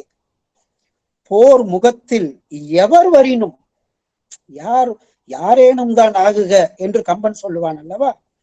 போர் முகத்தில் எவர் வரினும் புறம் கொடாத பருவயிர தோல் எங்கே? எங்கே எங்கே என்று பைரவையை கேட்பாளை காண்மின் காண்மின் என்று சொல்லுகின்றார் ஜெயங்கொண்டார். அப்படி என்றால் இந்த கவிதையில் சுட்டப்பட்டிருப்பது கைகள் எங்கே, தோள்கள் எங்கே? இவை எல்லாம் காணவில்லை என்றால் அவளுடைய கையில் கிடைத்திருப்பது தலை மட்டும்தான். நண்பர்களே, இந்த காட்சியை கற்பனை செய்து பாருங்கள். ஒரு பெண்ணுக்கு தன்னுடைய கணவனுடைய தலை மட்டும் கிடைக்கின்றது. ஆனால் ஜெயங்கொண்டார் தலை மட்டும் கிடைத்திருக்கின்றது என்ற வார்த்தையை சொல்லாமல் வெறும் பொறு தடக்கை வாள் எங்கே என்றும் பருவயிர தோல் எங்கே எங்கே என்றும் சொல்வதன் மூலமாக எப்படி ஒரு காட்சியை சித்தரிக்கின்றார் என்று மட்டும் பாருங்கள். அது மட்டுமல்ல, ஜெயங்கொண்டாருடைய நகைச்சுவை உணர்ச்சியை நான் மிகவும் ரசித்தேன். கூழ் அடுதல் என்ற ஒரு பகுதி, அதாவது இந்த காட்சிகளை எல்லாம் காளி தேவி பேய்களுக்கு காட்டுகின்றாள். ஆனால் அந்த போர்க்கள காட்சியை முழுவதுமாக காளியால் காட்ட முடியவில்லை. கூழ் அடுதல் என்றால் இந்த பேய்கள் எல்லாம் வீரர்களுடைய உடலை எடுத்து கூழை சமைத்து உண்ண வேண்டும். உண்ணுகின்ற அந்த பயங்கரமான காட்சியை சித்தரிக்கின்ற ஒரு பகுதி. வெள்ளத்தில் எத்தனையோ மனித உடல்கள் மிதந்து வருகின்றன. ஒரு பாடலில் ஒரு பேய் சொல்லுகின்றது, மிகவும் நகைச்சுவையாக இருக்கும். இந்த கூழையெல்லாம் சாப்பிடுவதற்கு முன்னால் பல்லை துலக்கி கொண்டு வாருங்கள். பல்லை எங்கே இருந்து எடுப்பது, எங்கே இருந்து என்று கேட்டால் யானையுடைய தந்தத்தை எடுத்துக்கொண்டு பல்லை துலக்குங்கள். அதே போல எண்ணெயில் குளித்து விட்டு வாருங்கள். இந்த இடத்தில் எண்ணெய் எது என்று கேட்டால் அந்த இரத்த வெள்ளம். அந்த இரத்த வெள்ளத்தில் குளித்து விட்டு வாருங்கள். ஆனால் இரத்த வெள்ளத்தில் குளிக்கும் பொழுது மிகவும் வெள்ளத்தின் நடுவில் போய் விடாதீர்கள். ஏனென்றால் அந்த நடுவில் போய்விட்டால் அந்த போர்க்களத்தில் வாளும் ஈட்டியும் இருக்கும். அந்த வாளில் ஈட்டியில் பேய்களே நீங்கள் சிக்கிக் கொள்வீர்கள். எனவே அந்த போர்க்களத்தின் கரையில் நின்று கொண்டு இவ்வாறெல்லாம் குளித்து விட்டு வாருங்கள். எவ்வளவு கற்பனை என்று பாருங்கள். ஆனால் இப்படி சொல்லுகின்ற ஜெயங்கொண்டார் பார்ப்பன பேய்களை பற்றியும் சமண பேய்களை பற்றியும் பௌத்த பேய்களை பற்றியும் ஒரு இடத்தில் சொல்லுகின்றார். அது ரொம்ப அற்புதமான இடம். அவதி இல்லாத சுவை கூழ் கண்டு அங்காந்து அங்காந்து அடிக்கடியும் பவதி பிட்சான் தேவி என்னும் பணவ பேய்க்கு வாரீரே. பார்ப்பன பேய்க்கும் கூழ் கொடுங்கள், சமண பேய்க்கும் கூழ் கொடுங்கள், பௌத்த பேய்க்கும் கூழ் கொடுங்கள் என்று சொல்ல நினைக்கின்ற ஜெயங்கொண்டார் இந்த பேய் இப்படி சொல்லுகின்றதாம். அவதி இல்லாத சுவையான கூழை கண்டு அங்க வாயை பிளந்து கொண்டு இருக்கின்ற அந்த பவதி பிட்சாந்தேவி என்று பிச்சை எடுக்கின்ற பார்ப்பன பேய். அந்தணர்களை இவ்வளவு நையாண்டியாக இடைக்காலத்தில் ஒரு இலக்கியத்தில் இவ்வளவு அற்புதமாக நையாண்டி செய்ய முடியுமா? செய்து காட்டி இருப்பவர் ஜெயங்கொண்டார். அதே போல சமண பேய்களை பற்றி சொல்லுகின்றார். சமணர்கள் எப்படிப்பட்டவர்கள்? அவர்கள் ஒரு நாளைக்கு 4 வேளையும் உண்ண மாட்டார்கள். ஒரு நாளைக்கு ஒரு வேளை மட்டுமே உண்பவர்கள். உங்களுக்கெல்லாம் தெரியும், சமண மதம் விழுந்ததற்கு ஒரு காரணமும் தெரியும். அனாவசியமாக அவர்கள் எந்த உயிரையும் வதைக்க மாட்டார்கள். ஆனால் இங்கே பேய்களில் சமண பேய் என்ற ஒன்று உண்டு. இந்த சமண பேயை எப்படி சித்தரிக்கின்றார் என்றால், உயிரை கொள்ளும் சமண பேய்கள் ஒரு பொழுதுதான் உண்ணும். அவை உண்ண மயிரை பார்த்து நினத்துகிலால் வடித்து கூழ்வாரீரே. அதாவது அந்த சமணர்கள் ஒரு முடியை கூட அவர்கள் உண்ண மாட்டார்கள். இந்த கூழில் ஏதாவது ஒரு மயிர் இருக்கலாம். மயிரை பார்த்து நினத்துகிலால், துகில் அப்படின்னாக்கா உடை என்பது பொருள், அதில் வடிகட்டி மயிர் இல்லாத ஒரு தெளிவான கூழை இந்த சமண பேய்களுக்கு வழங்குங்கள் என்று இன்னொரு இடம். அதே போல அந்த கூர் அடுதல் என்கின்ற அந்த பகுதியில் இன்னும் ஏராளமான பாடல்கள் இருக்கின்றன. இப்பொழுது வித்தியாசமாக இன்னொரு பாடலுக்குள் செல்லுவோம். எனக்கு இந்த கடை திறப்பு முடிந்த பிறகு காடு பாடியது என்று ஒரு காட்சி இருக்கின்றது. நிச்சயமாக சொல்லுகின்றேன், உலக இலக்கியத்தில் ஒரு பாலையின் வெப்பத்தை இதைவிட அற்புதமாக சித்தரிக்கின்ற இலக்கியம் வேறு ஒன்று இருக்க முடியாது. இந்த கற்பனையை மட்டும் சொல்லுகின்றேன். எங்கும் பாலை, அந்த பாலையில் காரை, வீரை, சூறை, தீப்பற்றி எரிகின்ற மூங்கில், பாறை, வாகை என்று முள்ளிச்செடி, வள்ளிக்கொடி என்று பல மரங்கள், அந்த மரங்கள் எல்லாமே கருகி தீந்து இருக்கின்றன. ஏனென்றால் அப்படிப்பட்ட கொடிய பாலை. சூரியன் அந்த அளவு சுட்டெரிக்கின்றான். ஒரு பாடலில் தேவர்கள் இந்த இடத்தில் கால் வைக்க மாட்டார்கள், எந்த மனிதனும் அந்த பாலையில் கால் வைக்க மாட்டான் என்று அந்த பாலையுடைய கொடுமையை பாடுகின்றார். அதைவிட ஒரு சிறந்த கற்பனை உண்டு. விண்ணில் பருந்துகள் பறக்கின்றன. அந்த பருந்தின் நிழல் மட்டும்தான் அந்த பாலையில் நிழலாக இருக்கின்றதே தவிர நிலையான நிழல் என்று அந்த பாலை நிலத்தில் ஒன்றும் இல்லையாம். ஆடுகின்ற சிறை வெம்பருந்தின் நிழல் அஞ்சி அக்கடுவனத்தை விட்டு ஓடுகின்ற நிழல் ஒக்கும்.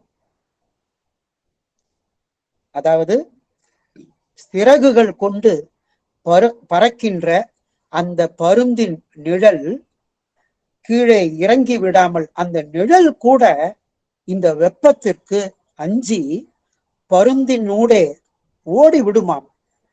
நிலையான நிழல் என்று, நிழல் என்ற சொல் கூட அந்த பாலை நிலத்தில் கிடையாது என்று சொல்ல வருகின்றார் சயங்கொண்டார். அதே போல கோயில் பாடியது என்கின்ற ஒரு பகுதி, அந்த பகுதியில் காளி தேவியுடைய, அந்த காளி கோயிலுடைய அமைப்பை பாட வேண்டும். அந்த அமைப்பு எப்படி இருக்கின்றதாம், ஒரு இடத்தில் அது நிறைய பாடல்கள். அந்த காளி கோயிலுடைய கோபுரத்தை, மதில் சுவரை, அது எப்படி அந்த கோயில் கட்டப்பட்டது என்பதையெல்லாம் நாம் கற்பனைக்கு எட்ட முடியாத கற்பனைகளால் பாடுகின்றார். தலைகள் தான் செங்கல் மாதிரி, வீரர்களுடைய தலைகள் தான் செங்கல். அப்படிப்பட்ட கோயில் காளி கோயில். ஒரு இடத்தில் பாடுகின்றார், அப்படிப்பட்ட கோயிலை காப்பதற்கு ஒரு ஆள் வேண்டுமல்லவா? அந்த ஆள் யாரு அப்படின்னா, கொள்ளிவாய் பேய் காக்கும். கோபுரமும் நெடுமதிலும் வெள்ளியால் சமைத்ததென எலும்பினால் சமைத்ததே. அது வெள்ளியால் சமைத்தது போல அந்த கோபுரங்கள் இருக்கும். ஆனால் பார்ப்பதற்கு வெள்ளியாக இருந்தாலும் அந்த வெள்ளி எது தெரியுமா? எதுவென்று கேட்டால் மனிதர்களுடைய வெள் எலும்பு, இதைவிட ஒரு கோயிலுடைய அந்த அந்த பயங்கரத்தை இதைவிட வேறு எப்படி வர்ணிக்க முடியும் என்று எனக்கு தெரியவில்லை. அதே போல அதைவிட ஒரு பெரிய ஒரு அற்புதமான ஒரு பாடல் ஒன்று இருக்கின்றது.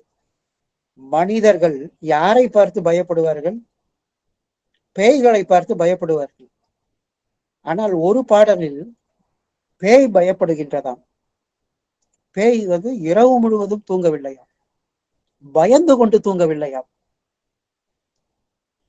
பேய் ஏன் பயப்பட வேண்டும் என்றால், வீங்கு தலை நெடுங்கழையின் திசைதோறும், அதாவது எங்கு பார்த்தாலும் தலை, திசைதோறும் தலைகள், அது விழித்து நின்று தூங்குதலை சிரிப்பன கண்டு. தூங்குதல் என்றால் தொங்குதல் என்பது பொருள்.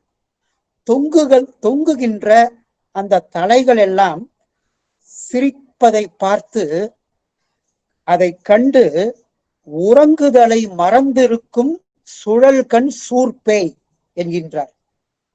இதையெல்லாம் பார்த்து, தலைகளை பார்த்து, அப்படி என்றால் அந்த இடத்தில் எத்தனை தலைகள், அந்த தலைகளை பார்த்து பேய்களே பயப்படுகின்றன என்றால் நாம் எம்மாத்திரம்? அதுதான் ஜெயங்கொண்டாருடைய கற்பனை. அதே போல தேவியை பாடியது என்கின்ற ஒரு இடம், அதுலயும் அற்புதமா என்னால கற்பனையை செய்ய முடியல. சில பாடல்கள்லாம் பாத்தீங்க அப்படின்னா ஒரு ஒரு சின்ன இது சொல்றேன். இங்க அந்த அந்த தேவி எப்படிப்பட்டவளாக இருப்பாள் என்பதை நீங்கள் கற்பனை செய்ய வேண்டும். கும்பகர்ணனுடைய அவனுடைய உடல் எப்படிப்பட்டது என்று கம்பன் ஒரு இடத்தில் கற்பனை செய்கின்றான். எப்படி அப்படின்னா, இந்த தோளில் இருந்து இந்த தோலை பார்ப்பதற்கு நாள் பல கழியும் என்கின்றான். நாள் பல கழியுமாம் என்பது கம்பனுடைய கற்பனை. தோளோடு தோளினை தொடர்ந்து நோக்குறின் நாள் பல கழியும் அப்படின்னா, இந்த தோல்ல இருந்து இந்த தோலை தொடர்ந்து பார்த்து கொண்டிருந்தால் நாள் பல கழியும். இப்படி சொல்லும் பொழுது அந்த கும்பகர்ணனுடைய உடல் எவ்வளவு பிரம்மாண்டமாக இருக்கும் என்று நாம் கற்பனை செய்ய வேண்டும். அதுதான் கம்பனுடைய கவித்துவம். இங்க ஜெயங்கொண்டாருக்கு ஒரு கவித்துவம் இருக்கிறது. அது என்னவென்றால், அண்டமுறு குலகிரிகள் அவள் ஒரு கால் இரு காதில் கொண்டு அணியின் மணிவடமாம் கோத்து அணியின் குதம்பையுமாம் என்கின்றார். அதாவது மலைகளை அவள் காதுகளில் அணிந்தாள். யார்? அந்த காளி. மலைகளை, ஒரு மலையை கற்பனை செய்யுங்க, 2 மலையை கற்பனை செய்யுங்க.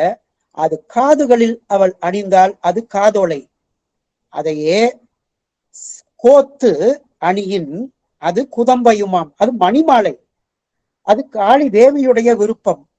அதை அவள் காதுகளிலும் அணிவாள் அல்லது மணி மாலையுமாகவும் அணிவாள் என்று சொல்லும் பொழுது அந்த கற்பனை எப்படிப்பட்ட கற்பனையாக இருக்கிறது என்று ஜெயங்கொண்டார் ஒவ்வொரு பாட்டிலும் நம்மை எல்லாம் கற்பனையின் எல்லைக்கு இட்டு செல்கின்றார் என்று இதை சொல்லலாம். இன்னும் நிறைய பாடல்கள் இருக்கின்றன. ஆனால் என்னுடைய அதற்கான நேரம் இல்லை என்று வேண்டுமானாலும் சொல்லலாம். இந்த கலிங்கத்து பரணியுடைய பாடல் வாழ்த்துடன் முடிகின்றது. ஆனால் அந்த வாழ்த்தை பாடியிருப்பது எதுவென்று கேட்டால் பேய்கள் பாடி இருக்கின்றது. யாவரும் களி சிறக்கவே தருமம் எங்கும் என்றும் உளதாகவே. இது என்ன விசித்திரம் என்று பாருங்கள். தருமத்தை பற்றி பாடுவது எது என்று கேட்டால் பேய்கள். ஒருவேளை ஜெயங்கொண்டார் இப்படி நினைத்திருப்பாரோ, மனிதர்களிடம் தருமத்தை எதிர்பார்ப்பது தகாது என்பதால் தான் பேய்களின் மூலமாக தருமத்தை பேச வைக்கின்றாரோ என்று எனக்கு தெரியவில்லை. தேவர் இன்னருள் தழைக்கவே முனிவர் செய்தவம் பயன் விளைக்கவே என்று கூழ் அடுதல் என்கின்ற பகுதியில் பேசுகின்றார். வேத நன்னெறி பறக்கவே அபயன் வென்ற வெம்களி காக்கவே, புவி பூதலர் புகழ் பார்க்கவே, புவி நிலைக்கவே, புயல் சுரக்கவே என்பதாக கலிங்கத்து பரணி முடிகின்றது. நண்பர்களே, அது காடு பாடியதாக இருக்கலாம், தேவி பாடியதாக இருக்கலாம், களம் பாடியதாக இருக்கலாம், போர் பாடியதாக இருக்கலாம். சிற்றரசர்கள் எல்லோருமே குலோத்துங்க சோழனிடம் திரைகளை கொண்டு வந்து செலுத்துகின்றார்கள். ஆனால் ஒரே ஒருவன் மட்டும் செலுத்தவில்லை. அவன் ஏன் செலுத்தவில்லை என்று கேட்கின்றான். 2 முறைகள் அவன் திரை செலுத்தவில்லை என்ற செய்தி கிடைத்தவுடன் குலோத்துங்க சோழன் வட கலிங்கத்திற்கு சென்று அவனை கொண்டு வாருங்கள் என்று ஆணையிடுகின்றான். அந்த ஆணையை சிறமேற்கொண்டு அந்த படை தளபதி கருணாகர தொண்டைமான் அந்த இடத்திற்கே சென்று வட கலிங்கத்திற்கு சென்று போரிடுகின்றான். அந்த போர்க்கள காட்சிகளை எல்லாம் படிக்கும் பொழுது ரொம்ப அற்புதமா இருக்கும். அதுக்கு சொல்வதற்கு நேரம் இல்லை. அந்த கலிங்கத்து வீரர்கள் எல்லாம் எங்கெங்கோ ஓடி ஒளிகின்றார்கள். ஓடி ஒளிவது மட்டுமல்ல, அவர்கள் பலரும் புத்த பிக்குவாக மாறுகின்றார்கள்.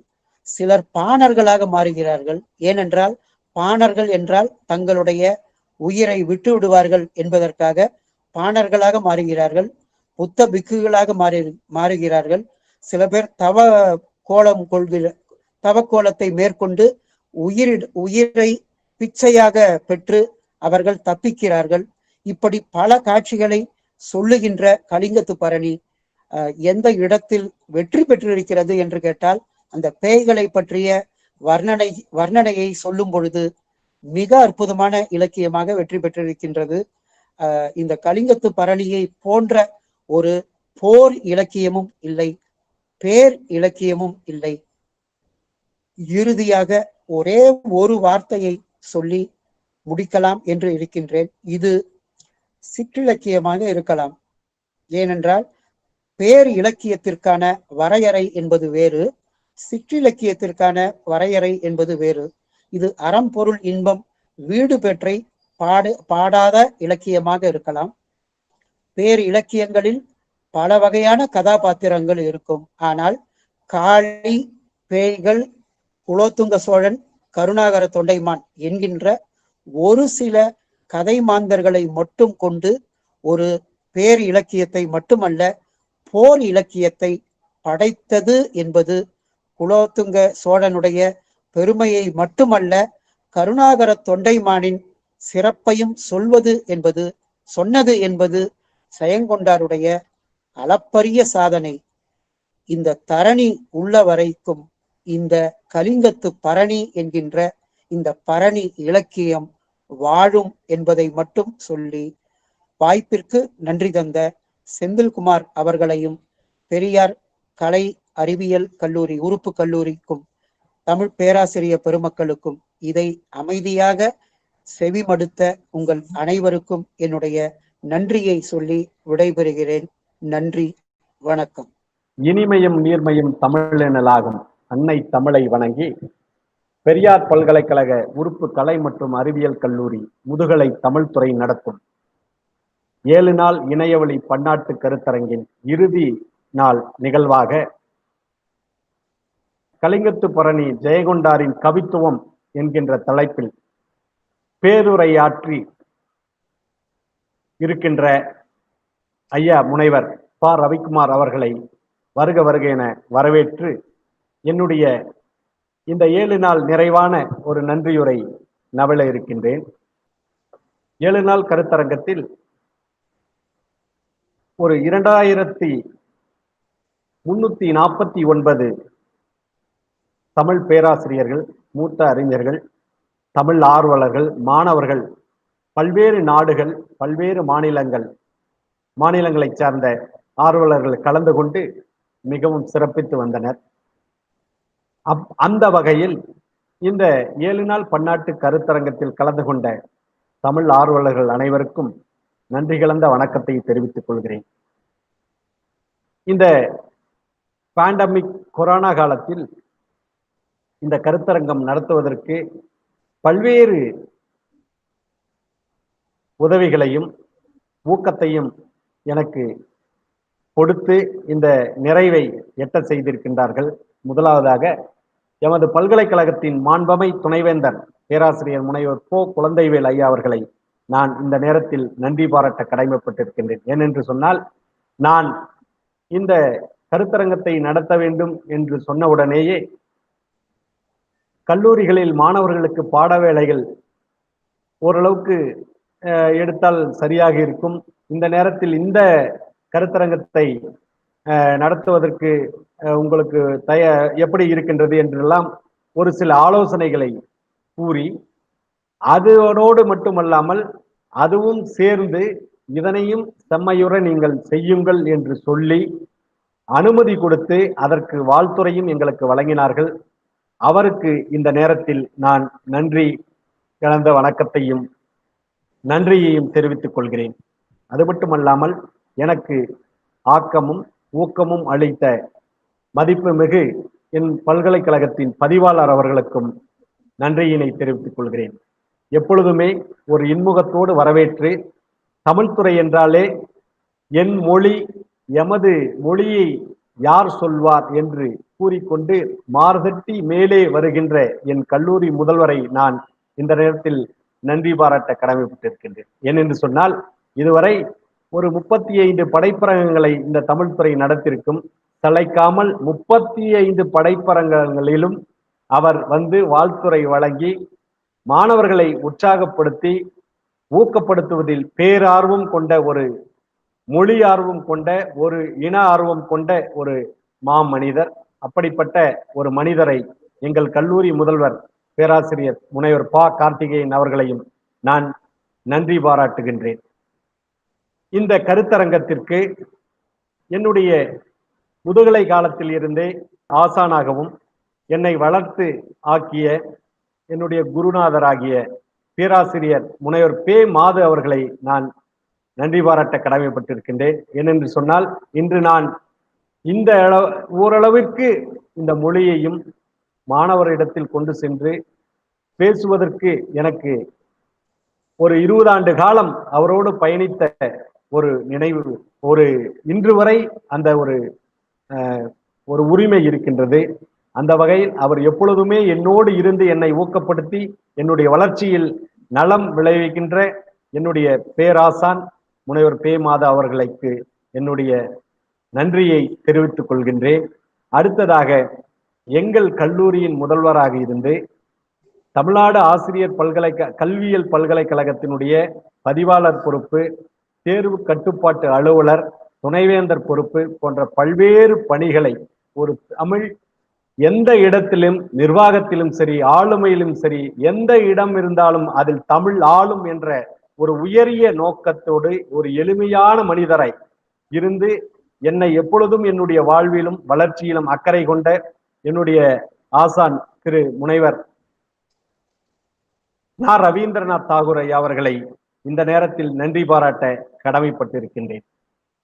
அது மட்டும் அல்லாமல், இந்த இணையவழி பன்னாட்டு கருத்தரங்கத்திற்கு பேராளர்கள், கருத்துரையாளர்களை வெளிநாடுகளில் இருந்து பேசுவதற்கு அழைப்பது என்பது கொஞ்சம் கடினம் என்றாலும் கூட அதற்கு எனக்கு உறுதுணையாக இருந்த என்னுடைய அரூர் பல்கலைக்கழகத்தினுடைய அரூர் பல்கலைக்கழக உறுப்பு கல்லூரியினுடைய உதவி பேராசிரியர் நண்பரும் தோழருமான குமரன் அவர்களுக்கும், என்னுடைய தோழியான சிங்கப்பூர் வாழ் தமிழர் மதுவந்தி அவர்களுக்கு நான் இந்த நேரத்தில் நன்றி கூற கடமைப்பட்டிருக்கேன். ஏனென்றால், மதுவந்தி அவர்கள் ஒரு சிறந்த ஆராய்ச்சி ஒரு பேராசிரியர். அவர்தான் ஒரு இலங்கை வாழ் தமிழர். அவர் அந்த இடத்தில் இருந்து கொண்டு ஒரு தமிழர்களை ஒன்றிணைக்கின்ற, தமிழ் சங்கங்களை ஒன்றிணைக்கின்ற ஒரு பெண்ணாக இருந்து ஒரு பெரிய ஒரு பொறுப்பினை எடுத்து ஒரு கட்டமைக்கின்ற ஒரு பெண்ணாக இருக்கின்றார். அவருக்கு இந்த நேரத்தில் நான் நன்றி பாராட்ட கடமைப்பட்டிருக்கின்றேன். 7 நாள் இணையவழி கருத்தரங்கில் பங்கு பெற்று ஒவ்வொரு நாளில் தன்னுடைய தலைப்பில் மிக அருமையாக, நேர்த்தியாக தன்னுடைய கருத்துக்களை பதிவு செய்த கருத்துரையாளர்கள் அனைவரையும் வணங்கி மகிழ்கின்றேன். முதல் நாள் நிகழ்வாக ஐயா பேராசிரியர் முனைவர் சண்முகதாஸ் ஐயா தகைசார் பேராசிரியர், யாழ்ப்பாண பல்கலைக்கழகம் அவர்கள் உரையாற்றினார். அவர்களுடைய உரையில் செம்மொழி பண்புகளின் தன்மையை கோர்வையாக வரலாற்று ஒப்பீட்டோடு ஆய்வாளர்களுக்கு எடுத்து கூறி மிக அருமையாக தன்னுடைய அந்த மொழி பங்கினை எடுத்து கூறினார். அவருடைய அத்துணை தன்மைகளையும் முத்தொள்ளாயிரம் ஒரு செம்மொழி தமிழ் இலக்கியம் என்பதை நிரூபித்து அதை ஒரு செம்மாந்த ஒரு இலக்கியத்தில் கொண்டு வந்த ஒரு அழகினை பார்க்க முடிந்தது. எப்பொழுதுமே இந்த ஒரு வயது மூப்பின் காரணமாக இருந்தாலும் கூட அதிகப்படியான உரையாடல்களில் என்னோடு பகிர்ந்து கொண்டு நான் ஒவ்வொரு நாளும் கேட்கின்ற அத்துணை தகவல்களுக்கும் உடனடியாக பதிலளித்து என்னை உடனே அழைத்து அதற்குரிய சந்தேகத்தை ஐயத்தை நீக்கிய ஐயா அவர்களுக்கு எங்களுடைய பல்கலைக்கழகத்தின் சார்பாகவும் கல்லூரியின் சார்பாகவும் நன்றி கலந்த வணக்கத்தினையும் நன்றியினையும் தெரிவித்துக் கொள்கின்றேன்.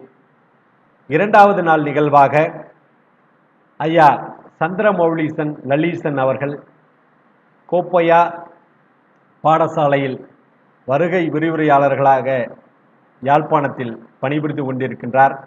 சேலம் என்று சொன்னாலே அவருக்கு இங்கிருக்கின்ற ஒரு கல்வி நிறுவனத்தில் ஐயா அவர்கள் வந்து உரையாற்றிய ஒரு நிகழ்வை ஞாபகப்படுத்தினார். அவர்கள் தன்னுடைய அந்த ஆழ்ந்த புலமை மணிமேகலை அம்மாவிடம் அவர்கள் முனைவர் பட்டம் பெற்று ஆய்வை நிறைவு செய்யும் பொழுது அவர்களுடைய பார்வையில் எங்கெல்லாம் ஒரு ஆழ்ந்த புலமையை எடுத்து கூற வேண்டுமோ அப்படி இந்த காதலியாற்றுப்படையினுடைய பண்பாட்டினை, இந்த யாழ்ப்பாண மக்களினுடைய பழக்க வழக்கங்களையும் உணவுகளையும் உடைகளையும் அத்துணையும் நிரல் நிறுத்தி ஒரு கோர்வையாக எங்களுக்கு வழங்கினார். எந்த ஒரு சிரமமும் தொழில்நுட்பத்தில் கொடுக்காமல் தானே அதை எடுத்துக்கொண்டு மிக அருமையாக எங்களுடைய அத்தனை வேலைகளையும் ஐயா அவர்கள் நிறைவு செய்து தந்தார். அவர்களுக்கும் இந்த நேரத்தில் நான் நன்றியினை தெரிவித்துக் கொள்கின்றேன்.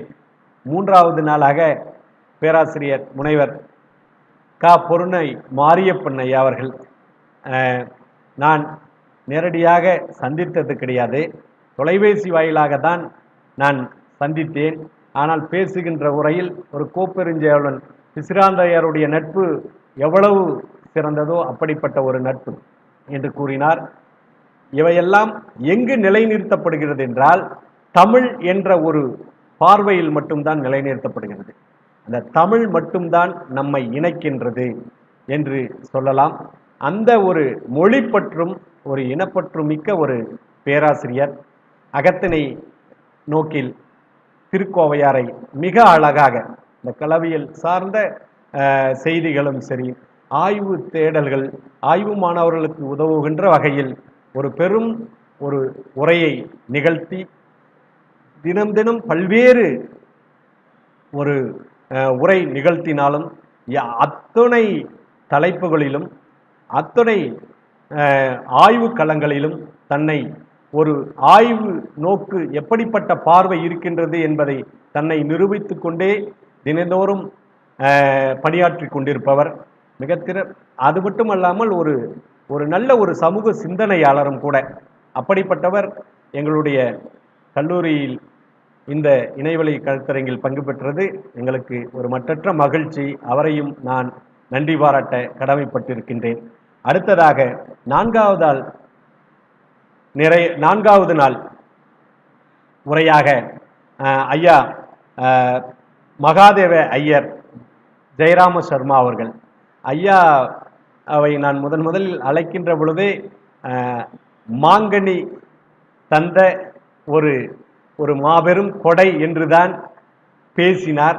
அவருக்கு சேலம் என்றாலே அந்த மாம்பழத்தினுடைய ஒரு அருமையை அறிந்து கொண்டு உடனே அவர் அதை ஞாபகப்படுத்தி அங்கிருக்கின்ற ஒரு நண்பரையும் என்னிடம் கூறி, அதற்கு பிறகு இன்று வரை எப்பொழுது அழைத்தாலுமே தினந்தோறும் காலை அவர் பேசிக்கொண்டே இருக்கின்றார்.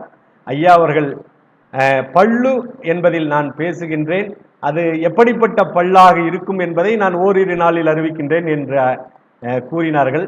அதற்கு பிறகு ஒரு 2 நாள் கழித்து அது துள்ளி வரும் பள்ளு என்று தலைப்பை வைத்து அதில் நான் உரை நிகழ்த்திருக்கின்றேன் என்று சொன்னார்கள். அவள் அந்த தலைப்பை பார்க்கும் பொழுதே எங்கள் துள்ளல் இளமை அதில் ஊஞ்சலாடியது என்பதை போல் நான் உணர்ந்தேன். அதே போன்றுதான் உரையும் அவர் மிகப்பெரிய ஒரு ஆழமான ஒரு உரையை நிகழ்த்தி இன்று நம்முடைய தமிழை அயலகத்தில், அதுவும் ஆஸ்திரேலிய மண்ணில் ஒரு இதழின் வழியாகவும் அங்கு இருக்கின்ற ஒரு துறை சார்ந்த அமைச்சு பணிகள் இருக்கின்ற அமைச்சர்களின் வழியாகவும் நம் மொழியை பறைசாற்றுகின்ற ஒரு நல்ல ஒரு மனிதர். எப்பொழுதுமே ஒரு உயரிய பண்பை தன்னிடத்தில் வைத்துக்கொண்டு நடமாடிக்கொண்டிருக்கின்ற ஒரு நடமாடும் பல்கலைக்கழகம் என்றே சொல்லலாம். அப்படிப்பட்ட ஐயா அவர்களை நான் இந்த நேரத்தில் எங்களுடைய பல்கலைக்கழகத்தின் சார்பாகவும் கல்லூரியின் சார்பாகவும் நன்றியினை தெரிவித்துக் கொள்கின்றேன். அடுத்ததாக 5வது நாள் உரையாற்றிய ஐயா ஒப்பிலா மதிவாணன் அவர்கள் அவருடைய ஒரு பரந்துபட்ட அறிவு, ஆய்வு போக்கு, இவையெல்லாம் அவருடைய சிற்றிலக்கியங்கள் இலக்கணம் பெற்றவையும் பெறாதவையும் மிக நேர்த்தியாக ஒவ்வொரு காலம், சோழர்களாகட்டும், சேரர்களம், பாண்டியர்களம், இப்படி அந்தந்த காலகட்டங்களில் சிற்றிலக்கியங்களுடைய வீழ்ச்சி வளர்ச்சி பெற்றமையை, தன்னுடைய ஒரு ஆய்வு புலமையை மிக நேர்த்தியாக இந்த அவருடைய உரையில் கூறியுள்ளார். அப்படிப்பட்டவர் எங்களுடைய பல்கலைக்கழகத்திற்கு பல்கலைக்கழகத்தின் சார்பாகவும் அதே மாதிரி கல்லூரியின் சார்பாகவும் நாங்கள் நன்றியினை தெரிவித்துக் கொள்கின்றேன். ஐயா அவர்களை பற்றி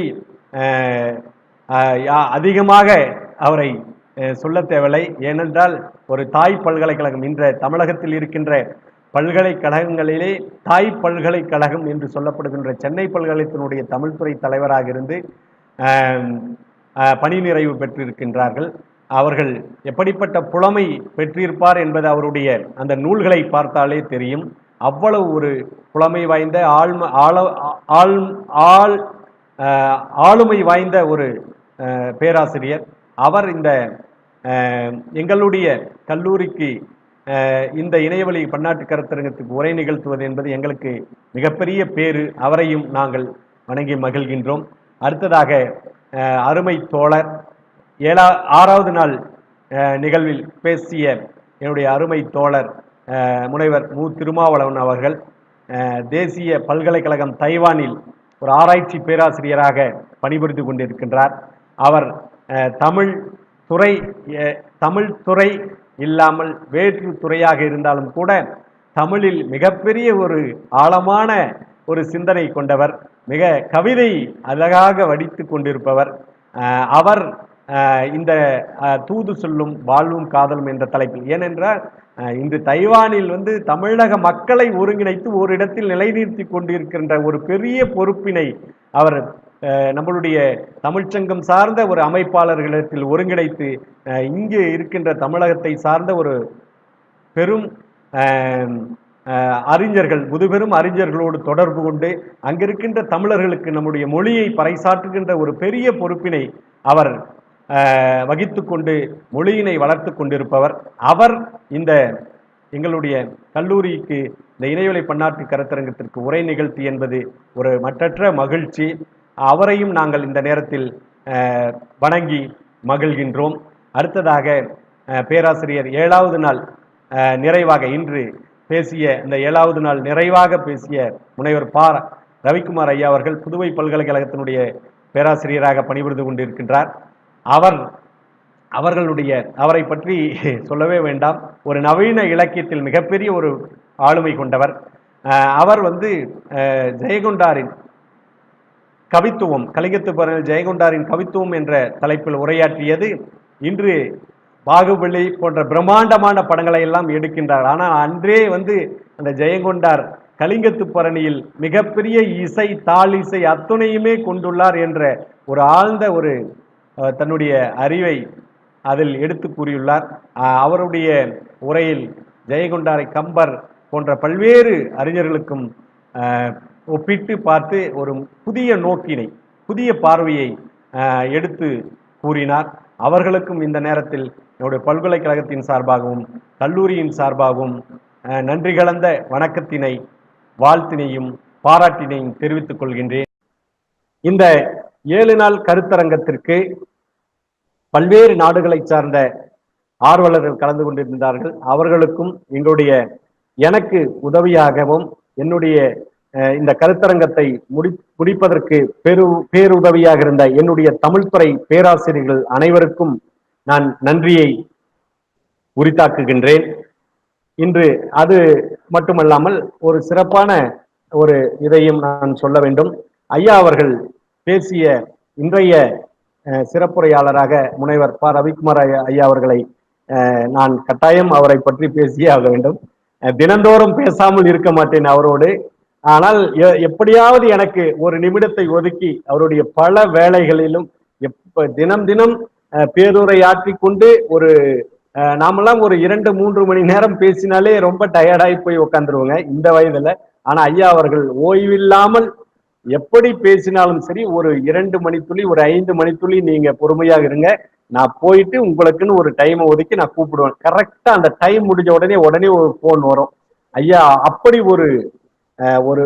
அது இவரையெல்லாம் நான் பார்த்து கற்றுக்கொண்ட இந்த கூடிய விரைவான காலத்தில் நான் பார்த்து கற்றுக்கொண்ட ஒரு மாமனிதர். அப்படிப்பட்ட அவரை பற்றி எனக்கு ஐயா ரவீந்திரநாத் அவர்கள் சொல்லுவார்கள். ஒரு கல்லூரியில் பணிபுரிகின்ற பொழுது நம்மளுடைய சாப்பிட நேரம் கூட எடுத்துக்கொள்ள முடியாத ஒரு புத்தக புழு என்றால் அது பேராசிரியர் முனைவர் ப. ரவிக்குமார் ஐயா அவர்கள் தான். ஏனால் அவர் படித்துக்கொண்டே அதில் மூழ்கி விட்டு அந்த சாப்பாடை கூட மறந்து விடுவார். மறந்து விட்டு எப்ப அந்த சாப்பாடு எடுத்து சாப்பிட்டுருப்போங்க, நான் வீட்டுக்கு எடுத்துட்டு போக முடியாது, ஏன்னா நான் எடுத்துட்டு போனா என்னடா சாப்பிடாத கூட எடுத்துட்டு போயிட்டாங்களே அப்படின்னு என்னுடைய மனைவி சொல்லிடுவாங்க அப்படின்னு ஒரு ஆர்வம், அவர் தமிழ் ஆர்வம், அதன் மீது மிக ஒரு அளப்பரிய ஒரு பற்று இருக்கு அப்படின்னா அதெல்லாம் அதை நினைச்சுதான் நான் எப்படியாவது ஐயாவை பேச வச்சிடணும் அப்படின்னு நான் இந்த நாள்ல நான் பேச வச்சேன். ஐயாவை இன்னும் மேலும் பல நூல்கள், தமிழ் மொழி உணர்வு சார்ந்த ஒரு களத்தை உருவாக்கி அதில் எல்லாம் உங்களை பின்தொடர்கின்ற ஒரு காலம் வெகு விரைவில் வரும்.